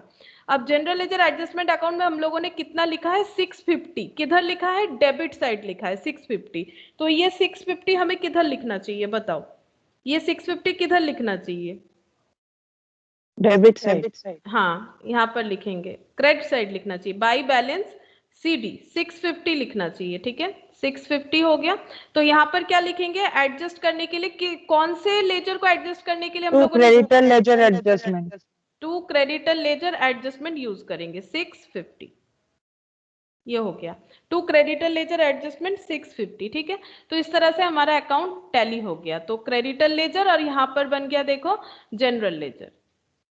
अच्छा अब यहाँ पर जनरल लेजर एडजस्टमेंट अकाउंट को अब हम लोग इसका जो लेजर ओपन है इसमें जैसे कि इंडिविजुअली सेल्स है, कैश है, इसे सब क्लोज करेंगे, तो टू बैलेंस CD 2500 2500 2500। अच्छा अब यहाँ पर ये कितना होगा, ये 800, ये इधर ज्यादा हो रहा है, 00 2200 2200 और यहाँ पर 1600 250 2200 350, तो यहाँ पर हो गया बाई बैलेंस CD 350। अच्छा और ये हो गया 2500 और बाई बैलेंस CD 2500। अब ये लोग भी अपना लेजर बनाना चाहेगा तो इन लोग सॉरी ट्रायल बैलेंस बनाना चाहेगा तो ट्रायल बैलेंस बनाएंगे, यहाँ पर थोड़ा सा जगह छोड़ के ट्रायल बैलेंस बनाते हैं।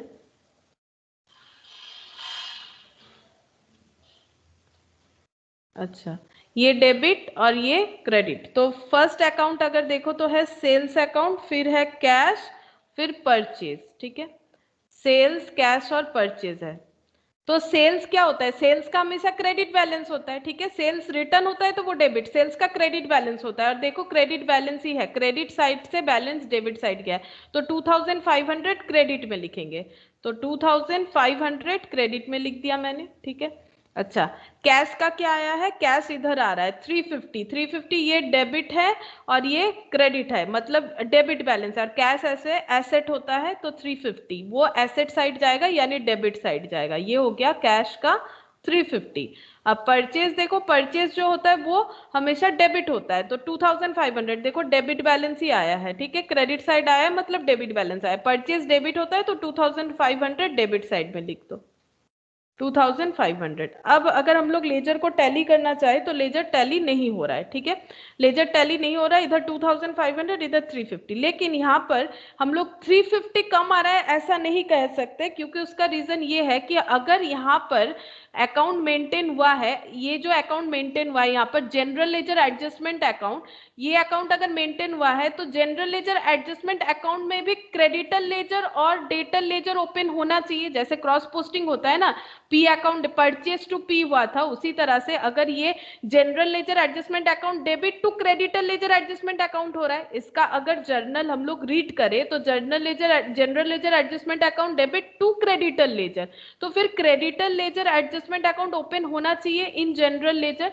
और इसी तरह से यहाँ पर अगर रीड करते हैं तो debtor ledger adjustment account debit, जैसे कैश टू एक्स हो रहा है ना, कैश टू एक्स हो रहा है, उसी तरह से debtor ledger adjustment account debit to general ledger adjustment, यानी जनरल लेजर एडजस्टमेंट अकाउंट के अंडर दो और अकाउंट ओपन होना चाहिए, एक डेटर लेजर और एक creditor ledger, debtor ledger adjustment और creditor ledger adjustment for cross posting, ठीक है। अब देखो यहाँ पर ये वाला चीज भी समझ में आ जाएगा जो मैंने यहाँ पर लिखा था, all the ledger other than debtor creditor ledger, ना तो एक्स का अकाउंट ओपन होता है वहां पर जहां मैंने जनरल लेजर बनाया, ना तो वाई का, ना पी ना क्यू, ये चार लेजर नहीं ओपन हुआ है, तो ये चारों लेजर को छोड़ के बाकी सारा लेजर ओपन होगा। तो बाकी सारा लेजर क्या क्या था, सेल ओपन हुआ, सेल 2 बार था तो एक ही बार करना पड़ता है, कैश ओपन हुआ और परचेज अकाउंट ओपन हुआ, ठीक है। और क्या ओपन होगा, यहाँ पर देखो लिखा हुआ है and debtor ledger adjustment account and creditor ledger, क्योंकि वो क्रिएट हो जा रहा है तो डेटर लेजर और क्रेडिटर लेजर एडजस्टमेंट अकाउंट भी ओपन होना चाहिए।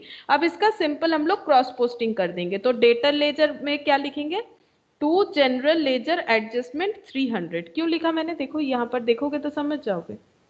ये देखो general ledger by debtor ledger to general ledger, फिर जनरल लेजर में क्या लिखना पड़ेगा,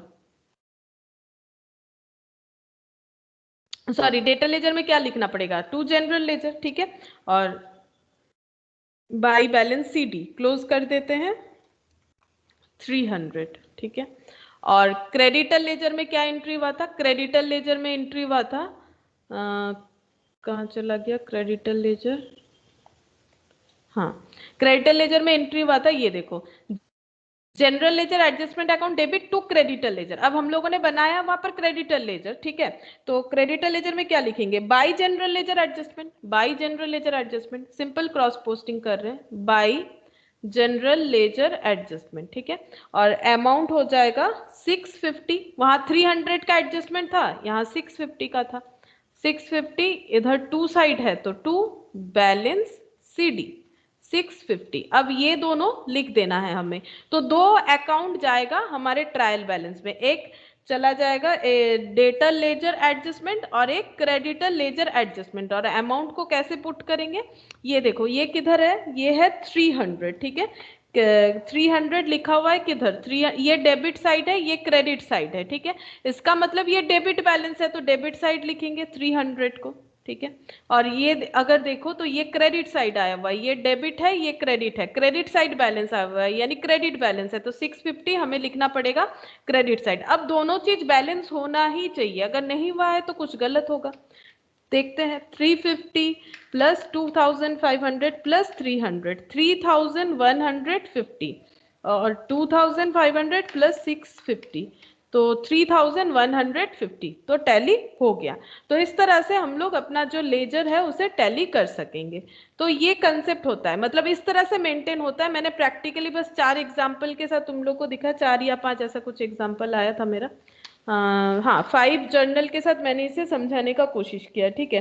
तो हम लोग को यहाँ पर देख ये चीज ध्यान में रखना है, डेटर लेजर जो होगा उसमें debtor account as well as general ledger adjustment account भी ओपन होगा। उसका रीजन ये है, अदरवाइज ट्रायल बैलेंस टैली नहीं होगा, क्योंकि इन लोग के पास सिर्फ और सिर्फ डेबिट बैलेंस रहता है, ठीक है, क्रेडिट बैलेंस नहीं मिलता है। तो क्रेडिट करवाने के लिए, मतलब ट्रायल बैलेंस को क्रेडिट से क्लोज करवाने के लिए हम लोग एडजस्टमेंट अकाउंट ओपन करेंगे, जिसे बोलेंगे general ledger adjustment. Creditor ledger में सिर्फ क्रेडिट अमाउंट मिलेगा, इसीलिए हम लोग को क्या करना पड़ेगा, उसे एडजस्ट करने के लिए general ledger adjustment account open करना पड़ेगा, ठीक है, जहां पर हम लोग डेबिट अमाउंट करेंगे। और जनरल लेजर में क्या क्या ओपन होगा, डेटर क्रेडिटर को छोड़ के बाकी सारा लेजर। और क्योंकि यहाँ पर एक जनरल लेजर एडजस्टमेंट अकाउंट बनेगा, तो क्रॉस पोस्टिंग के लिए सिमिलरली जनरल लेजर में debtor ledger adjustment and creditor ledger adjustment open होगा। बस और नहीं बोलेंगे हम इसके बारे में।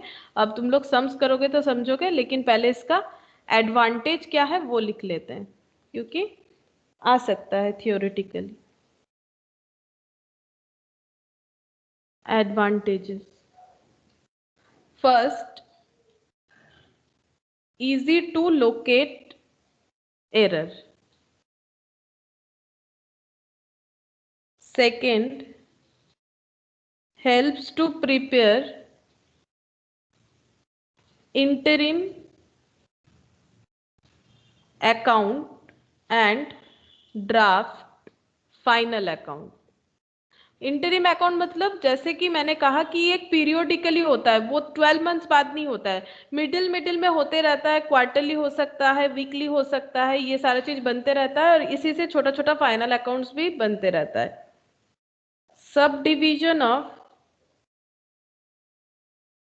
Work among the different employee, हम लोग काम का लोड डिफरेंट एम्प्लॉय में डिस्ट्रीब्यूट कर सकते हैं। This system is particularly useful for, कहाँ कहाँ यूजफुल होता है, where there are a large number of customer और supplier. Point 2, where it is desired to prepare periodical accounts। Normally हमें पता है कि अकाउंट्स 12 मंथ्स के बाद ही हम लोग बनाते हैं, पूरे 1 साल बाद, लेकिन अगर पीरियोडिकल जिन्हें अपना डेटा चाहिए होता है, और नॉर्मली लार्ज ऑर्गेनाइजेशन को ही ऐसा चाहिए होता है, तो वो दोनों वो केसेस में ये हम लोग फॉलो कर सकते हैं सेल्फ बैलेंसिंग लेजर। अच्छा, committing fraud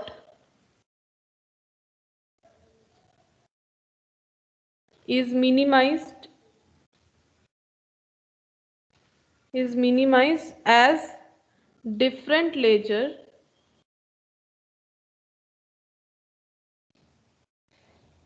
are prepared by different clerk।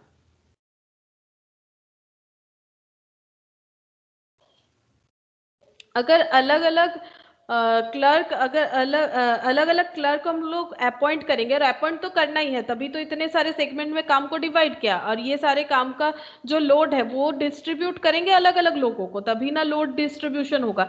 तो इसमें क्या होगा, फ्रॉड होने का चांसेस भी क्या हो जाएगा, कम हो जाएगा, क्योंकि सबको अपना इंडिविजुअल डेटा मेंटेन करना है। अब एक इंसान करेगा तो वो घोटाला कर सकता है, लेकिन अलग अलग लोग अगर इसे फॉलो करेंगे तो इसमें फ्रॉड जो है वो फ्रॉड होने का चांस मिनिमाइज हो जाता है। और last point, internal check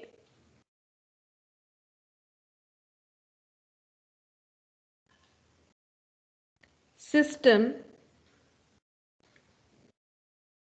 can be strengthened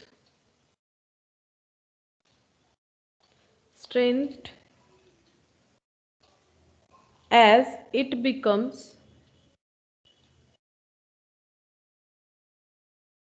possible to check the accuracy of each ledger independently.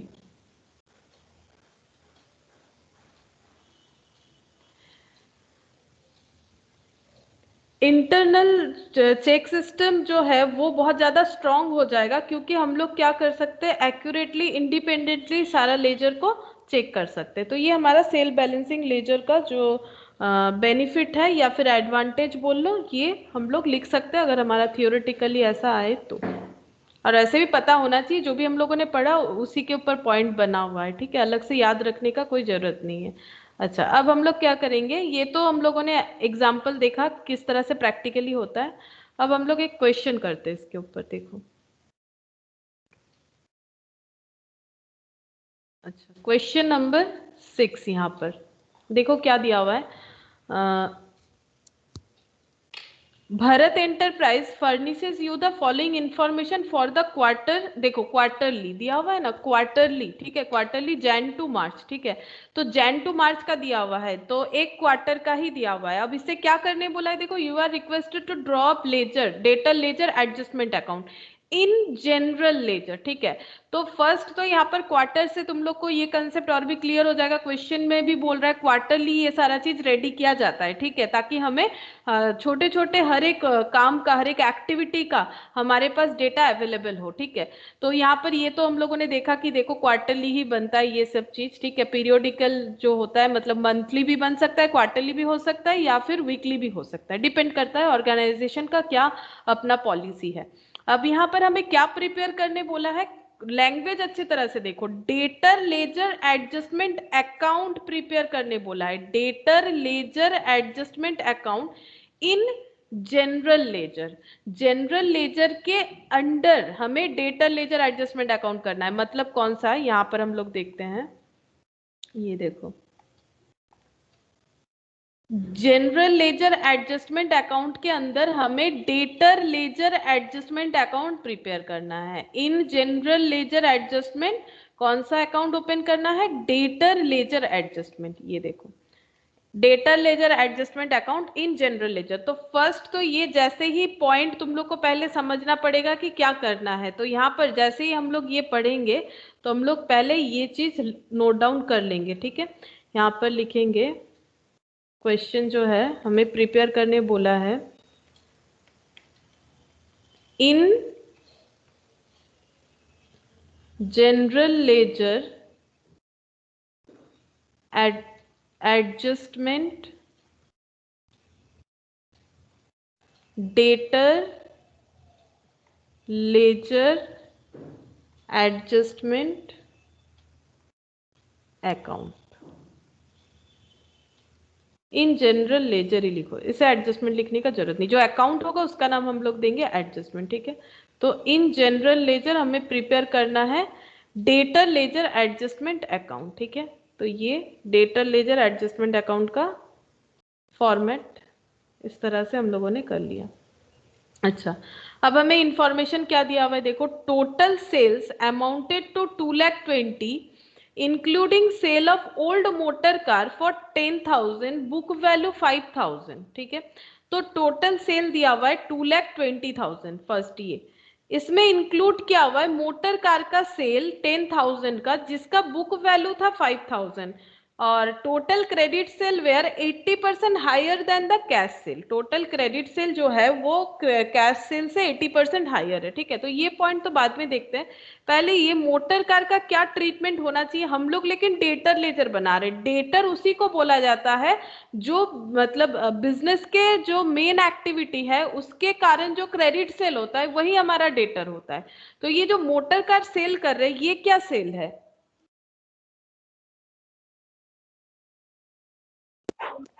ये तो एसेट है ना। ये एसेट है। एसेट, हाँ ये एसेट है।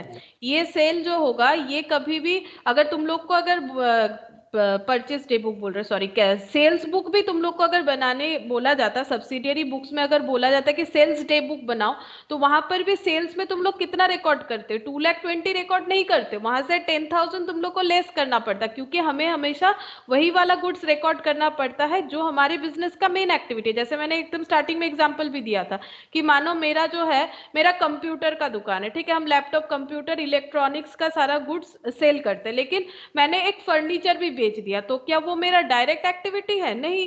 तो अगर मेरा फर्नीचर का दुकान है और मैंने एक लैपटॉप बेच दिया, तो फिर उस केस में फर्नीचर मेन एक्टिविटी है और लैपटॉप जो है वो अदर एक्टिविटी है, ठीक है। तो इसीलिए यहाँ पर हमें देखना पड़ेगा कि कौन सा हमारा बिजनेस है। तो जो जिस चीज का हम लोग बिजनेस करते हैं वो हमारे लिए स्टॉक हो जाता है, ठीक है। अगर मोटर कार का ही बिजनेस होता तो मोटर कार ही उसके लिए स्टॉक बन जाता, तब मोटर कार का सेल भी हमें लेना पड़ता। लेकिन यहाँ पर बता ही दिया है टोटल सेल जो है 2,20,000, और अगर मोटर कार बता रहा है और जो भरत एंटरप्राइज है वो नहीं बताया है कि उसका नेचर ऑफ बिजनेस मतलब किस चीज पे वो डील करता है, फिर भी हम लोग मानेंगे कि मोटर कार उसका एसेट ही है, क्योंकि नॉर्मली जब कुछ नहीं बोलेगा तो हम लोग मोटर कार को एसेट ही मानेंगे, ठीक है। वैसे वो मोटर कार का भी बिजनेस कर सकता है, बट वो तो हमें कहा नहीं गया है। तो हमारा टोटल सेल यहाँ पर क्या हो जाएगा, डेटर रिलेटेड सेल हो जाएगा 2,10,000। पहले हमें ये फाइंड आउट कर लेना चाहिए। तो यहाँ पर एक वर्किंग नोट बनाते हैं, total sales including motor car 220, less करेंगे मोटर कार सेल। अब बताओ लेस कितना लिखना चाहिए? यहाँ पर एक 10,000 भी है, एक 5,000 भी है, बताओ लेस कितना लिखना चाहिए?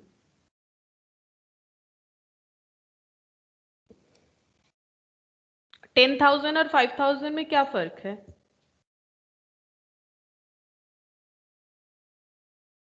10,000 तो सेल प्राइस है। बुक वैल्यू का मतलब होता है जिस दिन हम लोग सेल कर रहे हैं उस दिन मोटर कार का वैल्यू 5,000 था, मतलब इसने प्रॉफिट में बेचा है, सीधा सा बात है, इसने प्रॉफिट में बेच दिया है। जब बेचने गया तो बुक वैल्यू मतलब जो अकाउंट मेंटेन कर रहा है वहां पर तो हर साल डेप्रिशिएट होते हुए बैलेंस शीट में मोटर कार का एक वैल्यू शो कर रहा होगा, वो 5,000 शो कर रहा है, बट इसने 10,000 में बेच दिया। तो सेल में कौन सा वैल्यू इंक्लूडेड हो सकता है? ये 5,000 इंक्लूड है या 10,000 इंक्लूड है? मेरा क्वेश्चन ये था। 5,000। नहीं, 10,000 10,000 10,000 5,000 तो बुक वैल्यू है, ये कैसे एंट्री होगा? सेल मतलब टोटल सेल। अब सेल किया है तो मैंने 10,000 में, तो एंट्री क्या किया होगा? मोटर कार का जो एंट्री होगा वो हो जाएगा, अगर मैंने कैश सेल किया है, वैसे तो किया नहीं है तभी यहाँ पर सेल में दिखा रहा है, कैश सेल अगर होगा तो cash account debit 10,000 to motor car 10,000, और अगर क्रेडिट सेल किया होगा तो क्या हो जाएगा, डेटर टू मोटर कार 10,000। 5,000 से तो सिर्फ प्रॉफिट या लॉस ही चेक हो सकता है, 5,000 से तो और कुछ हमारा लेना देना नहीं होना चाहिए। तो 2,20,000 जो है यहां से हम लोग लेस करेंगे 10,000, तो यहाँ पर हो जाएगा 2,10,000, ठीक है। ये हमारा बिजनेस का जो नॉर्मल सेल है वो हो गया 2,10,000। अब बिजनेस में देखो दो तरह का सेल होता है, एक कैश और एक क्रेडिट। टोटल क्रेडिट सेल बोल रहा है 80% higher than the cash sale, मतलब टोटल जो भी क्रेडिट सेल होता है वो कैश सेल से 80% हायर है, ठीक है। तो टोटल सेल मतलब हमें पता है क्या होगा, टोटल सेल मतलब हम लोग लिख सकते हैं ऐसे, cash sale plus credit sale, ठीक है। Cash sale plus credit cell, हमें टोटल सेल मिल गया है कितना, 2,10,000। इसमें एक एरर था, मतलब इसमें मोटर कार का भी सेल एडेड था जो नहीं होना चाहिए, हम लोगों ने लेस कर दिया। अब यहाँ पर बोला है कि कैश सेल जो है, अब क्रेडिट सेल जो है वो कैश सेल से 80% हायर है, ठीक है। तो यहाँ पर हम लिख देते हैं कैश सेल प्लस, अच्छा, credit sale were 80% higher than the cash sale, 80% higher, तो 80% ऑफ कैश सेल, ठीक है, ये लिख सकते हैं 80% ऑफ कैश सेल, क्योंकि क्रेडिट सेल मेरा जो है वो कैश सेल से 80% ज्यादा है, तो 2,10,000 अब ये कैश सेल लिख देते हैं इसे। कैश सेल जितना भी है, अगर प्रॉब्लम होता है तो तुम लोग इसे x या 100 भी मान सकते हो। अब 80% मतलब 80 डिवाइडेड बाई 100, यानी 0.8 इंटू कैश सेल। जितना भी कैश सेल होगा उसका 80% ज्यादा क्रेडिट सेल हो जाएगा, तो 2,10,000 इक्वल टू, ये प्लस हो जाएगा, ठीक है, ये इंटू है, ये अगर x मान लेते हैं ना तो ये देखो 0.8 इंटू एक्स, ठीक है, तो ये कितना हो जाएगा 1.8x, 2,10,000। तो x इक्वल टू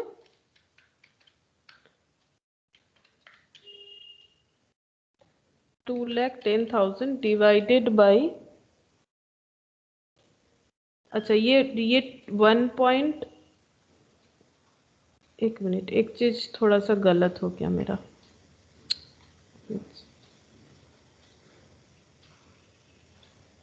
यहाँ पर 100 मान के कर लेते हैं। ये देखो कैश सेल अगर 100 है, क्रेडिट सेल कितना हो जाएगा 180, ऐसे भी कर सकते हैं। यहाँ पर मतलब 1.8 होगा, वो भी समझा देते जैसे हम कर रहे थे। यहाँ पर बोला है total credit sale were 80% higher than the cash sale. तो कैश सेल अगर 100 होगा तो क्रेडिट सेल कितना हो जाएगा 100 प्लस 100 इंटू 80%, 180 होगा कि नहीं होगा। अगर कैश सेल 100 रुपए होते हैं तो क्रेडिट सेल 180 होगा, तभी तो हो जाएगा ना कि credit sale were 80% higher than the cash sale, तो ये 180 हो जाएगा, ठीक है। तो ये कैश सेल हो गया, और यहाँ पर इसे इस तरह से लिख देते हैं, ये कितना हो जाएगा 100 प्लस ये 180, ठीक है, तो ये 280 हो गया, 280। तो हम लोग बोल सकते हैं 2,10,000 equivalent to 280, 2,10,000 is equivalent to, अगर 280 है तो 100 इक्वल टू कितना होगा, 100 इक्वल टू हो जाएगा 75,000। देयरफॉर 100 इक्वल टू 75,000 इक्विवेलेंट कर दिया।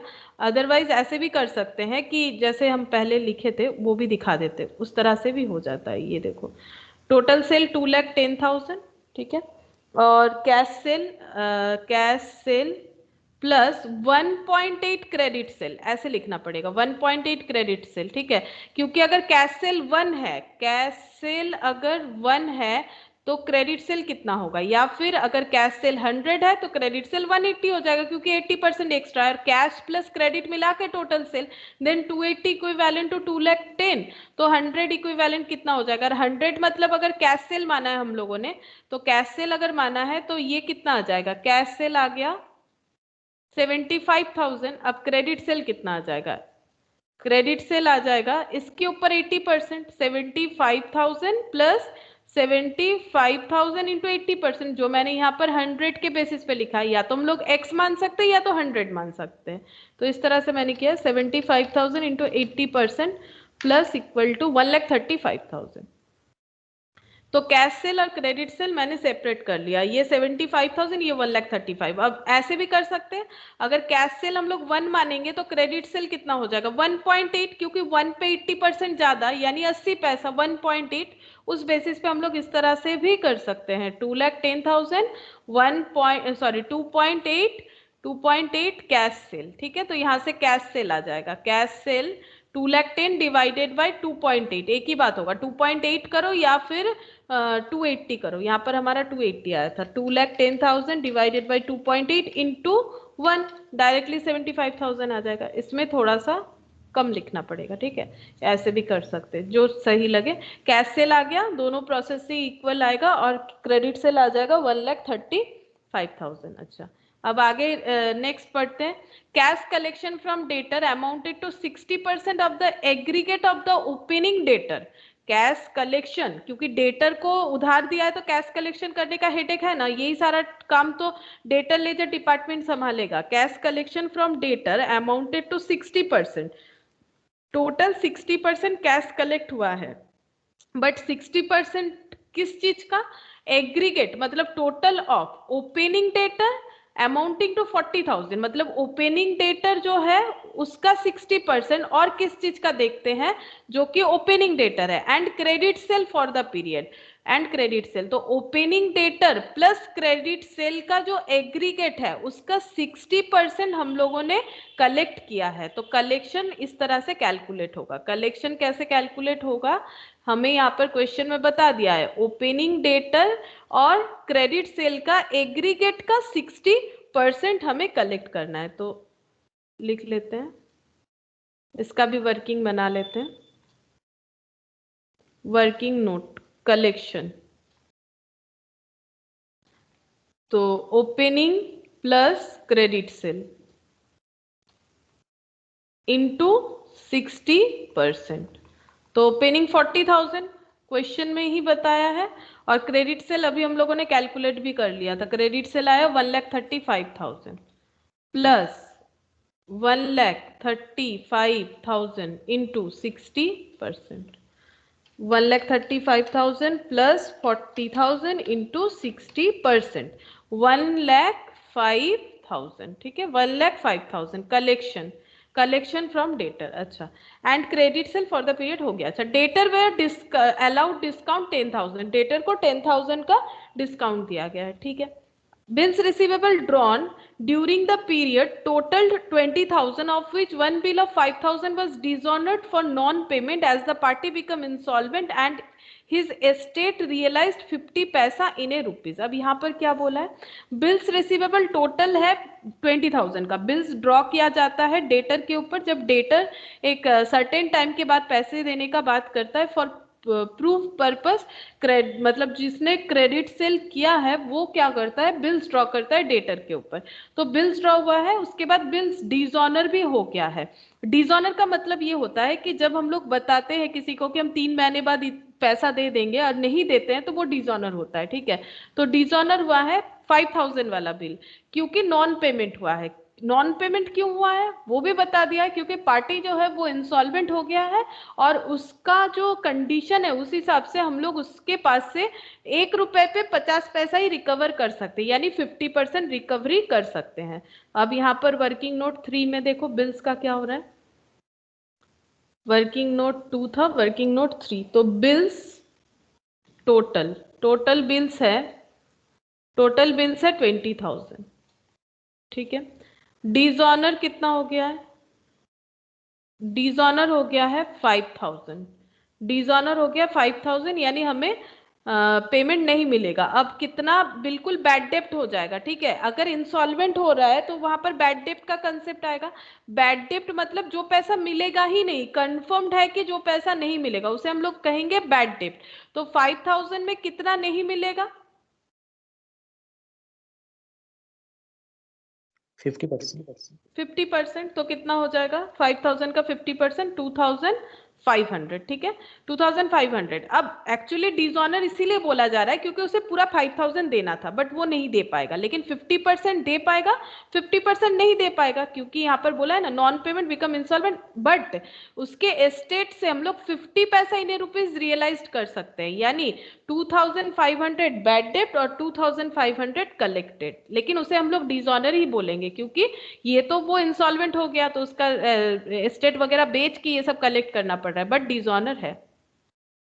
तो डिसऑनर है। अब बिल्स का थोड़ा एंट्री बता देते हैं, अगर याद नहीं है तो बिल्स रिसीवेबल टू डेटर होता है, ये बिल्स ड्रॉन का एंट्री है। पहले सेल का एंट्री होता है, क्रेडिट सेल का, that is debtor to sales. ठीक है, अब अगर डेटर कुछ दिन बाद पैसा दे देता तो कैश टू सेल बोल के हम लोग, सॉरी कैश टू डेटर बोल के इसे हम लोग क्या करते, क्लोज कर देते, डेटर नील हो जाता और कैश टू सेल्स बचता। और अगर कैश टू सेल इसीलिए बचेगा क्योंकि अगर हम लोग क्रेडिट सेल की जगह कैश सेल करते तो वही एंट्री होता ना, कैश टू सेल्स।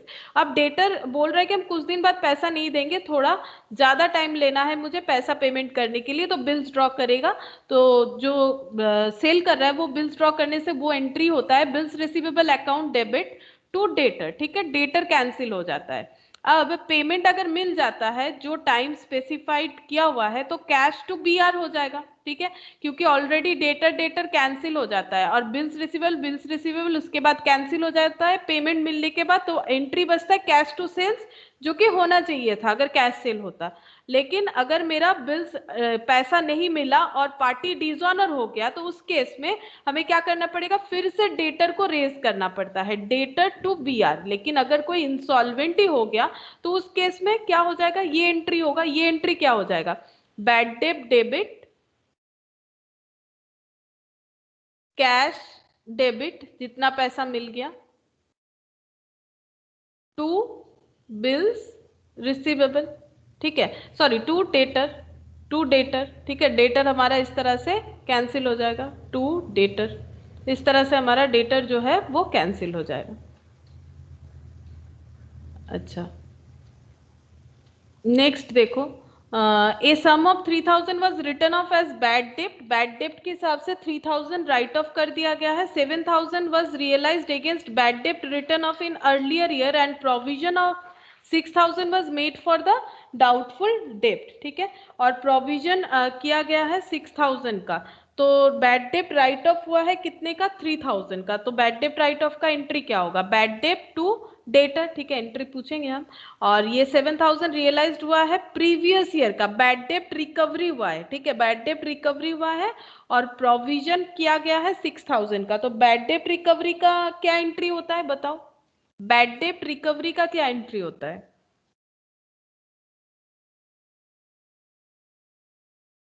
बैड डेप्ट रिकवरी का एंट्री क्या होगा, यहाँ पर पूछते हैं पॉइंट नंबर 4 में। पॉइंट नंबर 4 में हमारा फर्स्ट जो ट्रांजैक्शन है 3000 बैड डेप्ट हुआ है, तो बैड डेप्ट टू डेटर 3000, ठीक है, ये तो मैंने बताया। फिर प्रीवियस ईयर का कोई बैड डेप्ट था जिसका रिकवरी हुआ है, रिकवरी मतलब पेमेंट आ गया है, ठीक है, जो बैड डेप्ट हो गया था, जिस डेटर को मैंने बैड डेप्ट बोल दिया था उसने पेमेंट कर दिया है, तो पेमेंट मिलने से क्या एंट्री होगा बताओ, कैश या बैंक को डेबिट करेंगे ना, कैश, हाँ, टू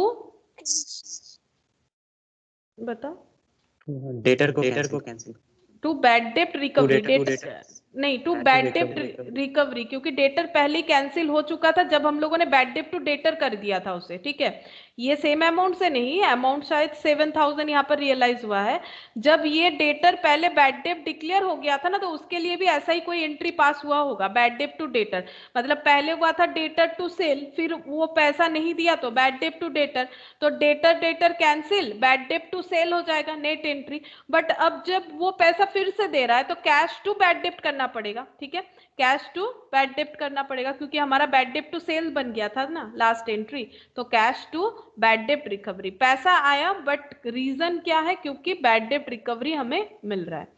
अच्छा, और लास्ट है पीवीडीटी क्रिएट करना है, पीवीडीटी का एंट्री क्या होता है, प्रोविजन क्रिएट करना है, तुम लोग फाइनल अकाउंट्स में लिखते रहते हो, to provision for bad and doubtful डेप्ट, to provision for discount on debtor.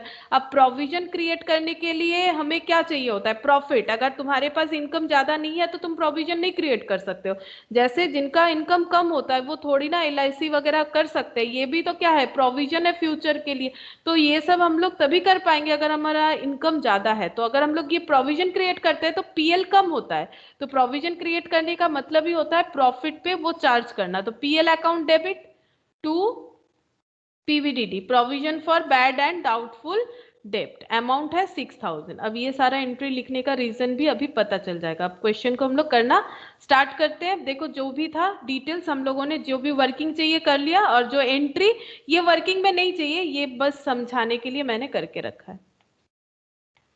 अच्छा, अब यहाँ पर देखते हैं हमें प्रिपेयर क्या करना है, जनरल लेजर के अंडर हमें प्रिपेयर करना है डेटर लेजर एडजस्टमेंट अकाउंट, ठीक है, तो डेटर लेजर एडजस्टमेंट अकाउंट हम लोग प्रिपेयर करेंगे, तो एंट्री क्या होगा, debtor ledger adjustment account debit to क्या हो जाएगा, टू जनरल लेजर, ये देखो यहाँ पर देखोगे, ये देखो जनरल लेजर के अंदर जब डेटर लेजर बन रहा है तो क्या लिखा होता है, टू जनरल लेजर एडजस्टमेंट, या इधर होने से क्रेडिटर वाला होने से बाय जनरल लेजर एडजस्टमेंट, तो लिखेंगे to general ledger adjustment, to general ledger adjustment account, यहां पर इस तरह से लिखेंगे, और इधर लिखेंगे by general ledger adjustment account, ये हेडिंग लिखना पड़ेगा। अब इसके अंडर में हमें डेटा जो है वो लिखते जाना है।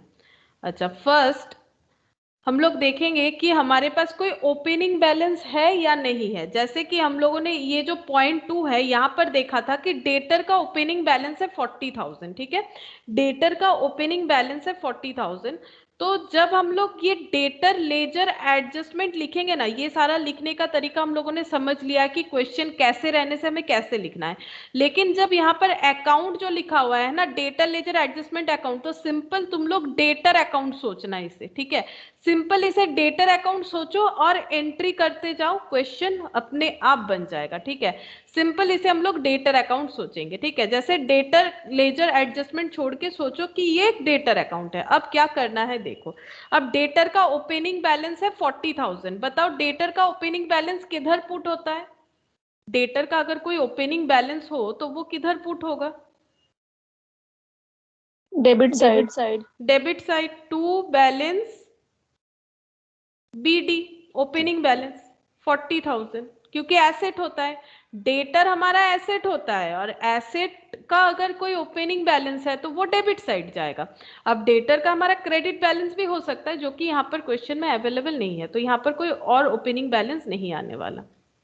अब नेक्स्ट देखते हैं कि टोटल सेल जो हुआ है वो है 2,20,000। अच्छा, इसका तो हम लोगों ने कैलकुलेशन करके रखा है, इतना क्यों देखें। यहाँ पर देखो हमें मिल गया कैश सेल और क्रेडिट सेल। अच्छा, अब मुझे ये बता दो कि कैश सेल और क्रेडिट सेल दो अमाउंट मिला है हमें, ये पूरे वर्किंग नोट से ये दो तरह से क्या हुआ था, 75,000, 1,35,000। कैश सेल का एंट्री बताओ, क्रेडिट सेल का एंट्री बताओ। कैश सेल और क्रेडिट सेल का एंट्री सोचो, ठीक है। कैश को कैश टू सेल और हाँ, डेटर टू सेल। हाँ, cash to sales, cash sale का कैश टू सेल, ठीक है, यहाँ पर लिख दिया मैंने 75,000। और डेटर सॉरी क्रेडिट सेल का डेटर टू सेल्स, ठीक है, डेटर टू सेल 1,35,000, 1,35,000। अब मैंने जैसे कहा तुम लोग को कि अगर यहाँ पर डेटर लेजर है, तुम लोग इसे डेटर अकाउंट मानो, तो अगर ये कैश टू सेल क्या पोस्ट होगा, मतलब कैश टू सेल क्या हमें लिखना है इस लेजर में? ये क्या कैश या सेल नहीं लिखना है, ये नहीं होगा, बिकॉज ना तो ये कैश लेजर है ना तो ये सेल्स लेजर, ये तो है डेटर लेजर एडजस्टमेंट अकाउंट, यानी सिंपल डेटर अकाउंट। अच्छा, अब ये डेटर टू सेल है, तो बताओ क्या पोस्ट करें? To credit sale. To credit sale, ठीक है, तो क्रेडिट सेल पोस्ट होगा। तो यहाँ पर सिर्फ क्योंकि to general ledger adjustment account लिखना है, यहाँ पर हम लोग लिखेंगे क्रेडिट सेल, सिंपल लिखेंगे क्रेडिट सेल, टू और बाई और नहीं लिखेंगे, ऑलरेडी यहाँ पर हम लोगों ने हेड कर दिया है। तो क्रेडिट सेल 1,35,000। तो पूरा जर्नल का सवाल है, जर्नल हमें अच्छे तरीके से आना चाहिए। नेक्स्ट, ये .1 हम लोगों का हो गया। नेक्स्ट, कैश कलेक्शन का हम लोगों ने ये कैलकुलेशन निकाला था, 40,000 पुट कर लिया और डिस्काउंट अलाउड है। तो पहले कैश कलेक्शन देख लेते। कैश कलेक्शन हमारा आया 1,05,000। बताओ कैश मिला है डेटर से तो क्या एंट्री होगा, क्योंकि बिना एंट्री के तो हम लोग कर नहीं सकते। डेटर से पैसा मिला है, cash to debtor, cash to debtor, ठीक है, ये हो जाएगा कैश टू डेटर। अब ये फिर से पुट होगा, ठीक है, ये पुट होगा डेटर अकाउंट में, क्योंकि हम लोग डेटर अकाउंट बना रहे हैं बाई कैश, ठीक है। बाई कैश इसलिए सोच रहे हैं क्योंकि बाई साइड में पुट करेंगे। अब यहाँ पर लिख देंगे कैश कलेक्शन, ठीक है, 1,05,000 कैश कलेक्शन। अच्छा, ये चीज लिख लिया हम लोगों ने। 40,000 तो पहले ही लिख दिया था ओपनिंग डेटर। डेटर को डिस्काउंट अलाउड किया है, इसका एंट्री बताओ। डेटर को डिस्काउंट अलाउड करने का एंट्री क्या होता है? डिस्काउंट तो हमारा क्या होता है, लॉस होता है, ऑल लॉसेज आर डेबिटेड, तो क्या हो जाएगा entry?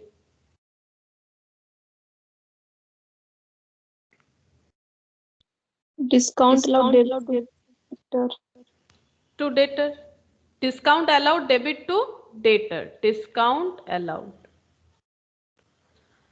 10,000, discount allowed debit to debtor 10,000। अच्छा, .2 भी हम लोगों ने कर लिया। अब .3, बिल्स रिसीवेबल है टोटल 20,000, ठीक है, और उसमें से डिसऑनर हो गया है 5,000, ठीक है। यहाँ पर देखते हैं, हम लोगों ने बहुत सारा चीज लिख के भी रखा था। बिल्स, टोटल बिल्स है 20,000, डिसऑनर हो गया है 5000। अभी मैंने डिसऑनर का एंट्री दिखाया था, ये देखो, अगर पैसा मिल जाता तो कैश टू बीआर होता, और अगर डिसऑनर हो जाएगा तो फिर से हमें डेटर को रेज करना पड़ेगा। तो क्या एंट्री होता है, डेटर टू बीआर। कितने का बिल्स डिसऑनर हो गया है, 5000। तो सबसे पहले बिल्स रिसीवेबल जो डिसऑनर हो गया उसका एंट्री पास करवाना पड़ेगा, डेटर टू बिल्स रिसीवेबल, ठीक है, डेटर टू बिल्स रिसीवेबल। अच्छा, पहले बिल्स रिसीवेबल है उसका भी तो एंट्री करना चाहिए, तो पहले देख लेते हैं। टोटल 20,000 का बिल्स है, तो बिल्स रिसीवेबल का एंट्री क्या होगा, ये देखो बिल्स का हम क्लियरली बता देते हैं। अगर बिल ड्रॉ किया हम लोगों ने 20,000 का, तो हम लोगों ने सेल किया होगा, फर्स्ट एंट्री ये होना चाहिए, डेटर टू सेल्स। कितने का सेल किया होगा, 20,000 का हम लोगों ने सेल किया होगा। उसके बाद ये जो सेल है ये थ्रू बिल्स हमें पेमेंट मिलेगा, हम लोगों ने बिल्स ड्रॉ किया, तो bills receivable account debit to debtor, ये फर्स्ट एंट्री होना चाहिए, bills receivable account debit to debtor. हम लोगों ने बिल्स ड्रॉ कर दिया, अब ये लिख दिया है, तो हम लोगों को डेटर अकाउंट में लिखना पड़ेगा by B R, by bills receivable, यानी यहाँ पर लिखेंगे बिल्स रिसीवेबल। कितने का बिल्स है, 20,000। अब हमें ये पता चला कि इसमें से 5,000 का बिल डिसऑनर हो गया, मतलब 5,000 का मुझे पेमेंट नहीं मिलेगा। तो अगर नहीं मिलेगा तो मुझे क्या करना पड़ेगा, डेटर को मुझे फिर से डेबिट करना पड़ेगा, क्योंकि जैसे ही बीआर हो जाता है डेटर क्रेडिट हो जाता है, ठीक है। तो डेटर अकाउंट डेबिट, हम डेटर को बोलेंगे कि तुम्हारा टाइम आ गया था, तुमने पैसा नहीं दिया तो तुम डिसऑनर माने जाते हो, तो डेटर तुमसे मुझे फिर पैसा मिलेगा, डेटर अकाउंट डेबिट टू क्या हो जाएगा, बिल्स रिसीवेबल डिसऑनर, डिसऑनर 5,000। तो डेटर में क्या लिखना पड़ेगा, बी आर डिसऑनर 5,000। तो डेटर में लिखेंगे B R dishonour 5,000, B R dishonour 5,000, ठीक है।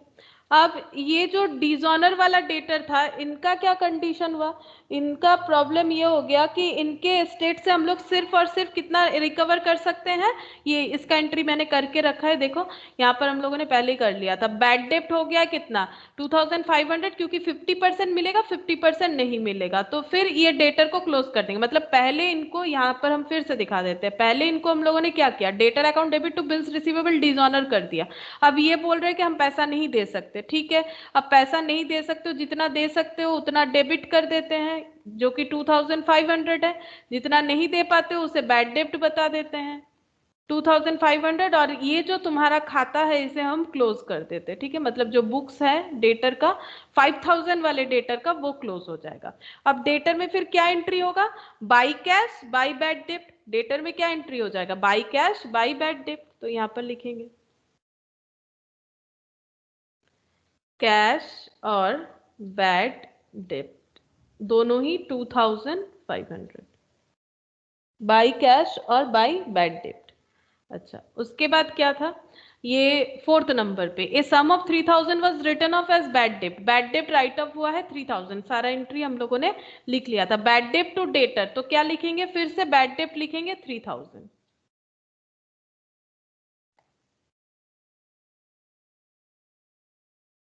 बैड डेप्ट, इसमें भी चाहो तो ऐड करके लिख सकते हो, बैड डेप्ट 3,000, क्योंकि दो बार बैड डेप्ट लिखने का जरूरत नहीं है। यहाँ पर 3,000 प्लस 2,500 करके भी हम लोग लिख सकते हैं 7,500, इस तरह से भी लिख सकते हैं, दोबारा लिखने का जरूरत नहीं, और लिखोगे तो भी कोई प्रॉब्लम नहीं है। 7,500 हो गया। अच्छा, अब यहाँ पर जो एंट्री उसके बाद होने वाला था 7,000 रियलाइज्ड अगेंस्ट बैड डेब्ट रिटर्न ऑफ, ठीक है। तो उसका एंट्री है कैश टू बैड डेब्ट रिकवरी। क्या ये इस अकाउंट में पोस्ट हो सकता है, 7,000 वाला अमाउंट, क्या ये डेटर लेजर एडजस्टमेंट अकाउंट में आएगा, cash account debit to bad नहीं आएगा, ठीक है, क्योंकि यहाँ पर डेटर अकाउंट लिखा हुआ ही नहीं है, तो नहीं आएगा, तो ये वाला नहीं पोस्ट होगा, ठीक है। PL to bad, provision for bad and doubtful डेब्ट, ये भी दिख रहा है सिंपल, ये भी नहीं आएगा, ठीक है। PL to provision for bad and doubtful डेब्ट, ये भी नहीं आएगा। और ये अगर आता भी, और इसके साथ ये इसका भी अगर कंसेप्ट एक बार टैली करो, क्योंकि वो तो डेटर अकाउंट है नहीं, तो नहीं आएगा। जैसे जनरल लेजर में हम लोग बना रहे थे, तो जनरल लेजर में जो डेटर लेजर एडजस्टमेंट अकाउंट है हम लोग वो बना रहे हैं, तो यहाँ पर थोड़ी ना वो सारा चीज आएगा, वो सारा चीज इंडिविजुअली, जैसे यहाँ सेल कैश परचेज है उसी तरह से पीबीडीडी आ सकता है अलग से। डेटर लेजर में तो ये चीज नहीं आएगा, डेटर लेजर बना हुआ ही है उस डेटर लेजर वाले अकाउंट से, इसीलिए सिर्फ डेटर रिलेटेड डेटा ही आएगा, इसके अलावा कुछ नहीं आ सकता है। तो बाकी सारा कोई भी डेटा यहाँ पर हमारा पोस्ट नहीं होगा, ठीक है। अब हमारा और कुछ बचा हुआ नहीं है तो हम लोग इसे क्लोज कर देंगे। तो देखते हैं किधर आ रहा है हमारा बैलेंस। तो 40,000 45,000 1,35,000 प्लस 45,000 ये हो गया 1,80,000 1,80,000 हो रहा है। अच्छा, और यहाँ पर 1,80,000 1,05,000 -30 -2500 -7500। अच्छा 35,000 आ रहा है बाई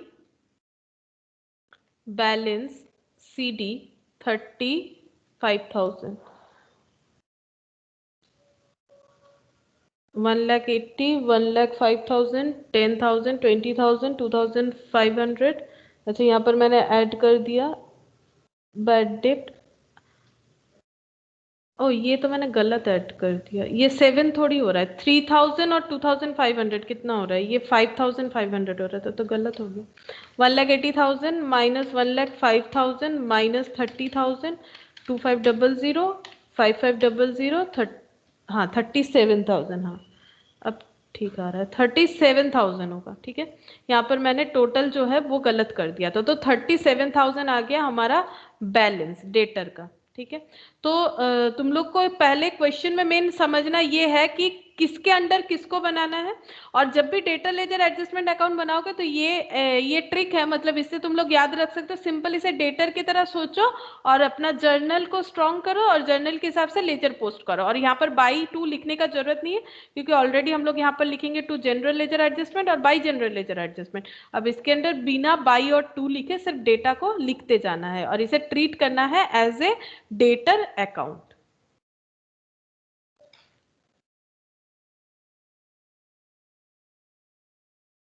अच्छा ये वाला एक कर लेते हैं, ये आसान है, देखने में बड़ा सारा है क्वेश्चन लेकिन आसान है। यहाँ पर देखो क्या दिया हुआ है, the following information related to various debtors for the year end date 31 March 2019 are supplied by Nakul limited. Nakul limited ने ये डेटा सप्लाई किया है। तो यहाँ पर दिया हुआ है देखो ABCDE ये सब क्या है, डेटर है, ठीक है, क्योंकि यहाँ पर बताया है ना डेटर का इंफॉर्मेशन। बैलेंस एज ऑन 1/4/2018 मतलब स्टार्टिंग में बैलेंस डेटर का A का डेबिट, B का डेबिट, C का क्रेडिट, D का डेबिट, E का डेबिट। अब ये इसमें फर्क क्या हो गया, सबका डेबिट है, C का क्रेडिट है, तो इसका मतलब क्या हो जाएगा, C के लिए क्या एप्लीकेबल हो रहा है, बात अलग क्या हो रहा है,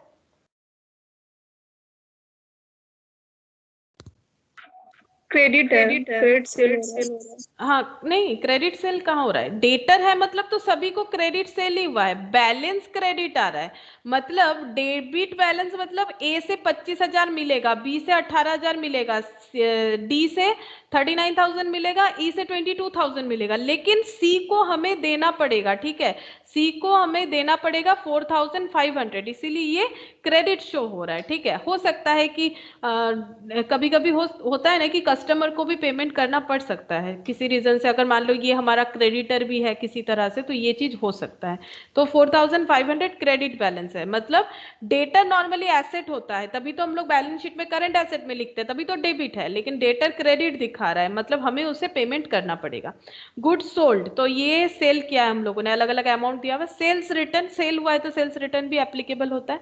कैश एंड चेक कलेक्टेड, अब डेटर है, सेल हुआ है तो पैसा भी मिलेगा, ये दिया हुआ है। बिल्स रिसीव्ड, अब देखो सारा डेटर पैसा नहीं देता है, मतलब देने में थोड़ा टाइम लेता है, अगर टाइम पीरियड ज्यादा होता है तो हम लोग बिल्स ड्रॉ करते हैं, बिल्स रिसीवेबल दिया हुआ है। डिस्काउंट अलाउड, डेटर को डिस्काउंट अलाउड भी कर सकते हैं। बैड डेब्ट दिया हुआ है, एक ही जन ने किया है दैट इज डी।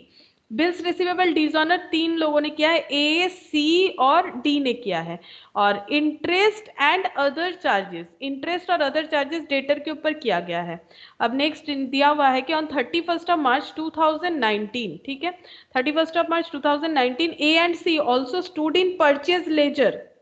देखो मैंने कहा था ना कि इसका मतलब सी हमारा क्रेडिटर भी है, तभी तो उन लोगों को परचेज लेजर में भी दिख रहा है, मतलब सी और ए ये हमारे डेटर भी है, नकुल लिमिटेड ना क्या था कंपनी का नाम, ये डेटर भी है इस कंपनी का एज वेल एज क्रेडिटर भी है, नीचे बता ही दिया लास्ट में ये बात कि purchase laser having credit balance 3600 और 5100 ये इन लोग का क्रेडिट बैलेंस है। तो यहाँ पर बोला है you are required to prepare debtor ledger adjustment account in general ledger, हमें क्या प्रिपेयर करना है, debtor ledger adjustment account in general ledger, मतलब अभी हम लोगों ने जो किया उसी तरह से, debtor ledger adjustment account in general ledger, in general ledger, debtor ledger adjustment account, यानी इसे हम लोग डेटा ट्रीट करके करेंगे।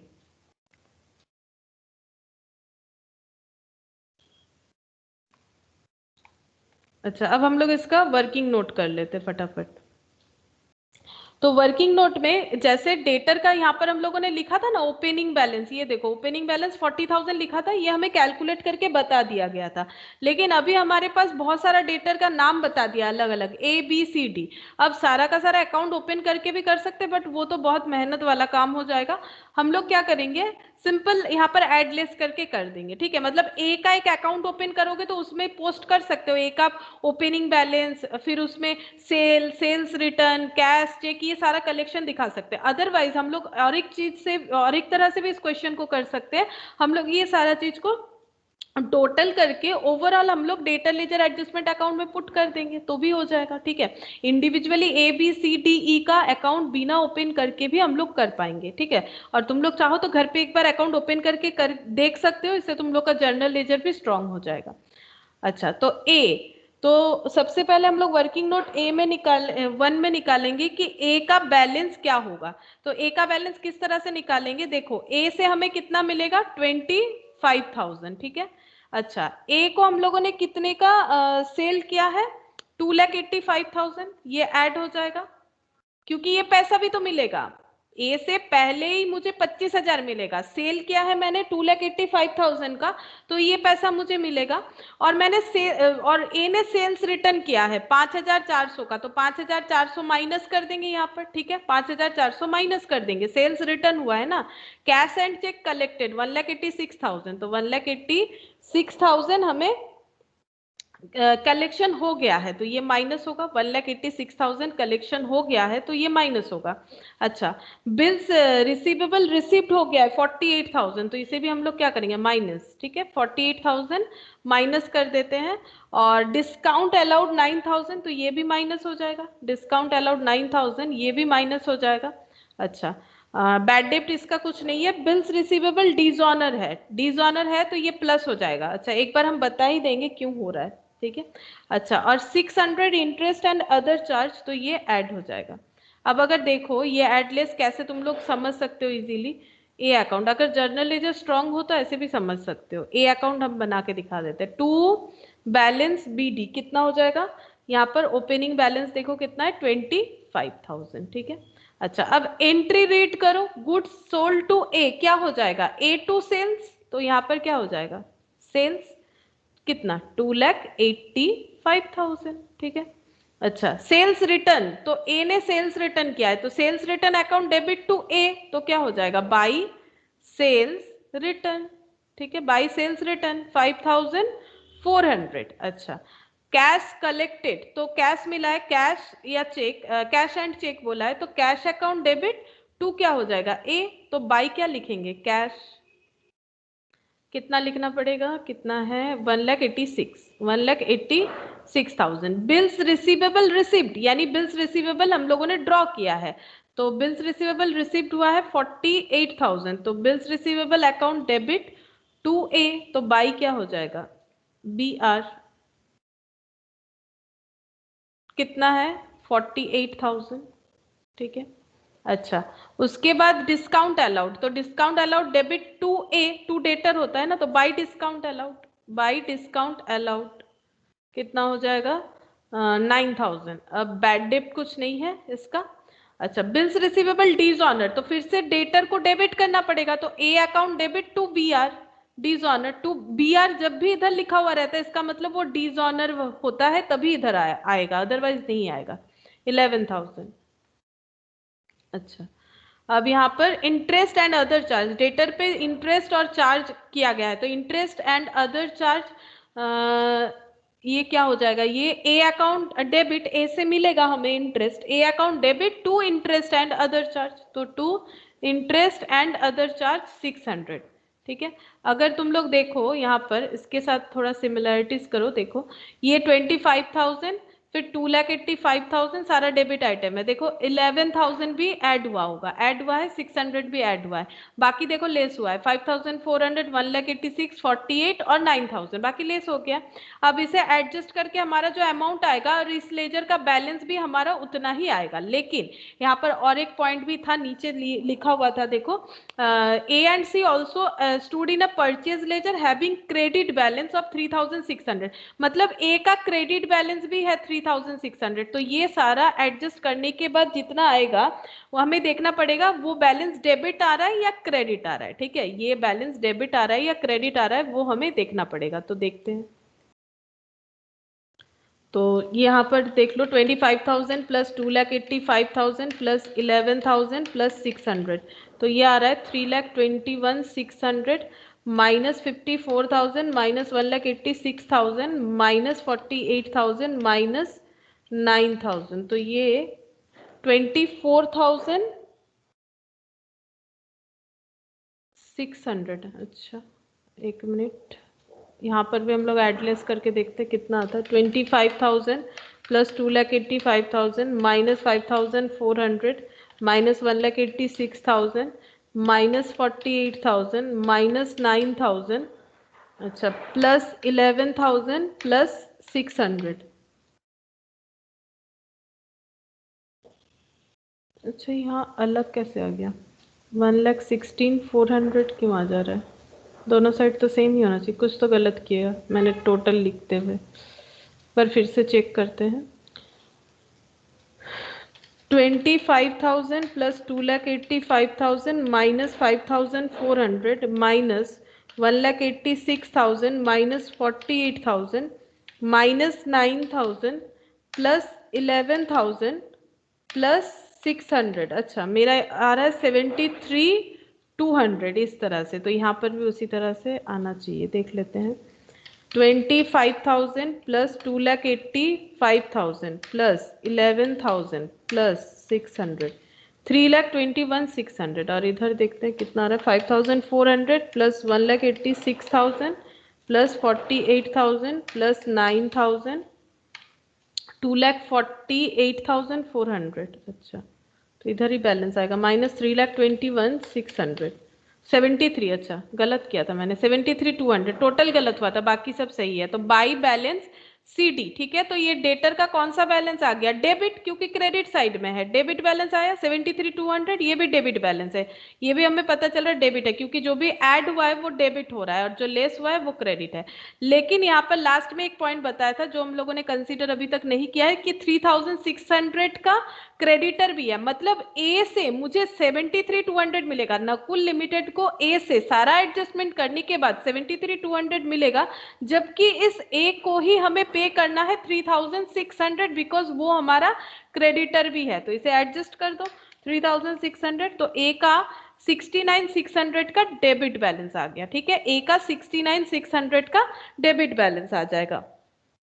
तो ये क्रेडिटर अगर है तो फिर इधर लिखना पड़ेगा, ठीक है, इधर लिखेंगे तो ये ऑलरेडी 69,600 हमें शो कर देगा इस अकाउंट में अगर लिखना चाहो तो इस तरह से हमें ए बी सी डी ई सबका अलग अलग अमाउंट जो है वो कैलकुलेट करना पड़ेगा, ठीक है, तो किसी का डेबिट आ सकता है, किसी का क्रेडिट आ सकता है, किसी का नील भी आ सकता है, मतलब कुछ नहीं है ऐसा भी हो सकता है, ठीक है, तो हम लोगों ने ए का निकाला, इसी तरह से तुम लोग को बी सी डी और ई का निकाल लोगे तो सारा डेटर का टोटल मिल जाएगा, सारे डेटर का तुम लोगों को टोटल मिल जाएगा, ठीक है, डेटर का टोटल कितना होगा, फिर उसे हम लोग एंट्री हिसाब से यहाँ पर पोस्ट करेंगे, ठीक है, तो हम तुम लोग को इस क्वेश्चन को एक होमवर्क देते हैं, तुम लोग का टास्क क्या रहेगा, तुम लोग इस तरह से सारा ए BCDE को कैलकुलेट करो। सिर्फ ये एडलेस करके भी करना, ये शॉर्टकट भी करना खुद से, और ये अकाउंट ओपन करके भी करना है, ताकि तुम लोग का ये कंसेप्ट क्लियर हो, जर्नल वाला, लेजर वाला, तभी तुम लोग इस चैप्टर को अच्छी तरह से कर पाओगे। तो क्वेश्चन को पूरा नहीं सॉल्व करना है तुम लोग को, अगर कर पाते हो तो बेटर है, नहीं कर पाते हो तो तुम लोग को एटलीस्ट ये जो डेटर है इनका अकाउंट एज वेल एज ये शॉर्टकट वे समझ के सारा डेटा का डिटेल्स कैलकुलेट करना है, ठीक है। और नेक्स्ट दिन जब हम लोग क्लास में करेंगे इसे, तब हम सबसे पूछेंगे कि सबका कितना कितना आंसर आ रहा है, ठीक है। उसके बाद ही हम लोग इसे करना स्टार्ट करेंगे इस क्वेश्चन के लिए, ठीक है। और नेक्स्ट यहाँ पर और भी क्वेश्चन है, इलास्ट्रेशन 6, ये पीडीएफ हम शेयर कर देंगे। इलास्ट्रेशन 6 है, इलास्ट्रेशन 4 है, ठीक है, मुझे लगता है ये दो ही है। तो ये दो अकाउंट तुम लोग कर सकते हो जर्नल एंट्री के साथ। यहाँ पर क्या बोला एक बार हम बता देते, प्रिपेयर करना है creditor ledger adjustment account in general ledger, ठीक है। तो जनरल लेजर के अंदर अगर क्रेडिटर लेजर एडजस्टमेंट अकाउंट बनाओगे तो उसे क्रेडिटर अकाउंट सोचना, ठीक है। जनरल लेजर एडजस्टमेंट अकाउंट के अंदर अगर क्रेडिटर लेजर एडजस्टमेंट अकाउंट बनाओगे तो उसे क्रेडिटर लेजर इसीलिए समझो क्योंकि क्रेडिटर का ही डेटा वहां पर मिलेगा। और क्या करने बोला है, general ledger and general ledger adjustment account as it would appear in creditor ledger, ठीक है। यहाँ पर दो रिवर्स चीज बोला है, एक बोला है क्रेडिटर लेजर के अंदर बनाओ जनरल लेजर एडजस्टमेंट अकाउंट, ठीक है। क्रेडिटर लेजर के अंदर जनरल लेजर एडजस्टमेंट अकाउंट बनाओ। दूसरा बोला है जनरल लेजर के अंदर क्रेडिटर लेजर एडजस्टमेंट अकाउंट बनाओ। तो जो जनरल लेजर के अंदर क्रेडिटर लेजर एडजस्टमेंट मतलब इसे क्रेडिटर ट्रीट करो, ठीक है, इसे क्रेडिटर ट्रीट करो। और ये अकाउंट जो बनेगा ये बिल्कुल उसका ऑपोजिट होगा। अगर यहाँ पर कोई एंट्री बाई बोल के आ रहा है तो वही यहाँ पर 2 बोल के आएगा, ठीक है।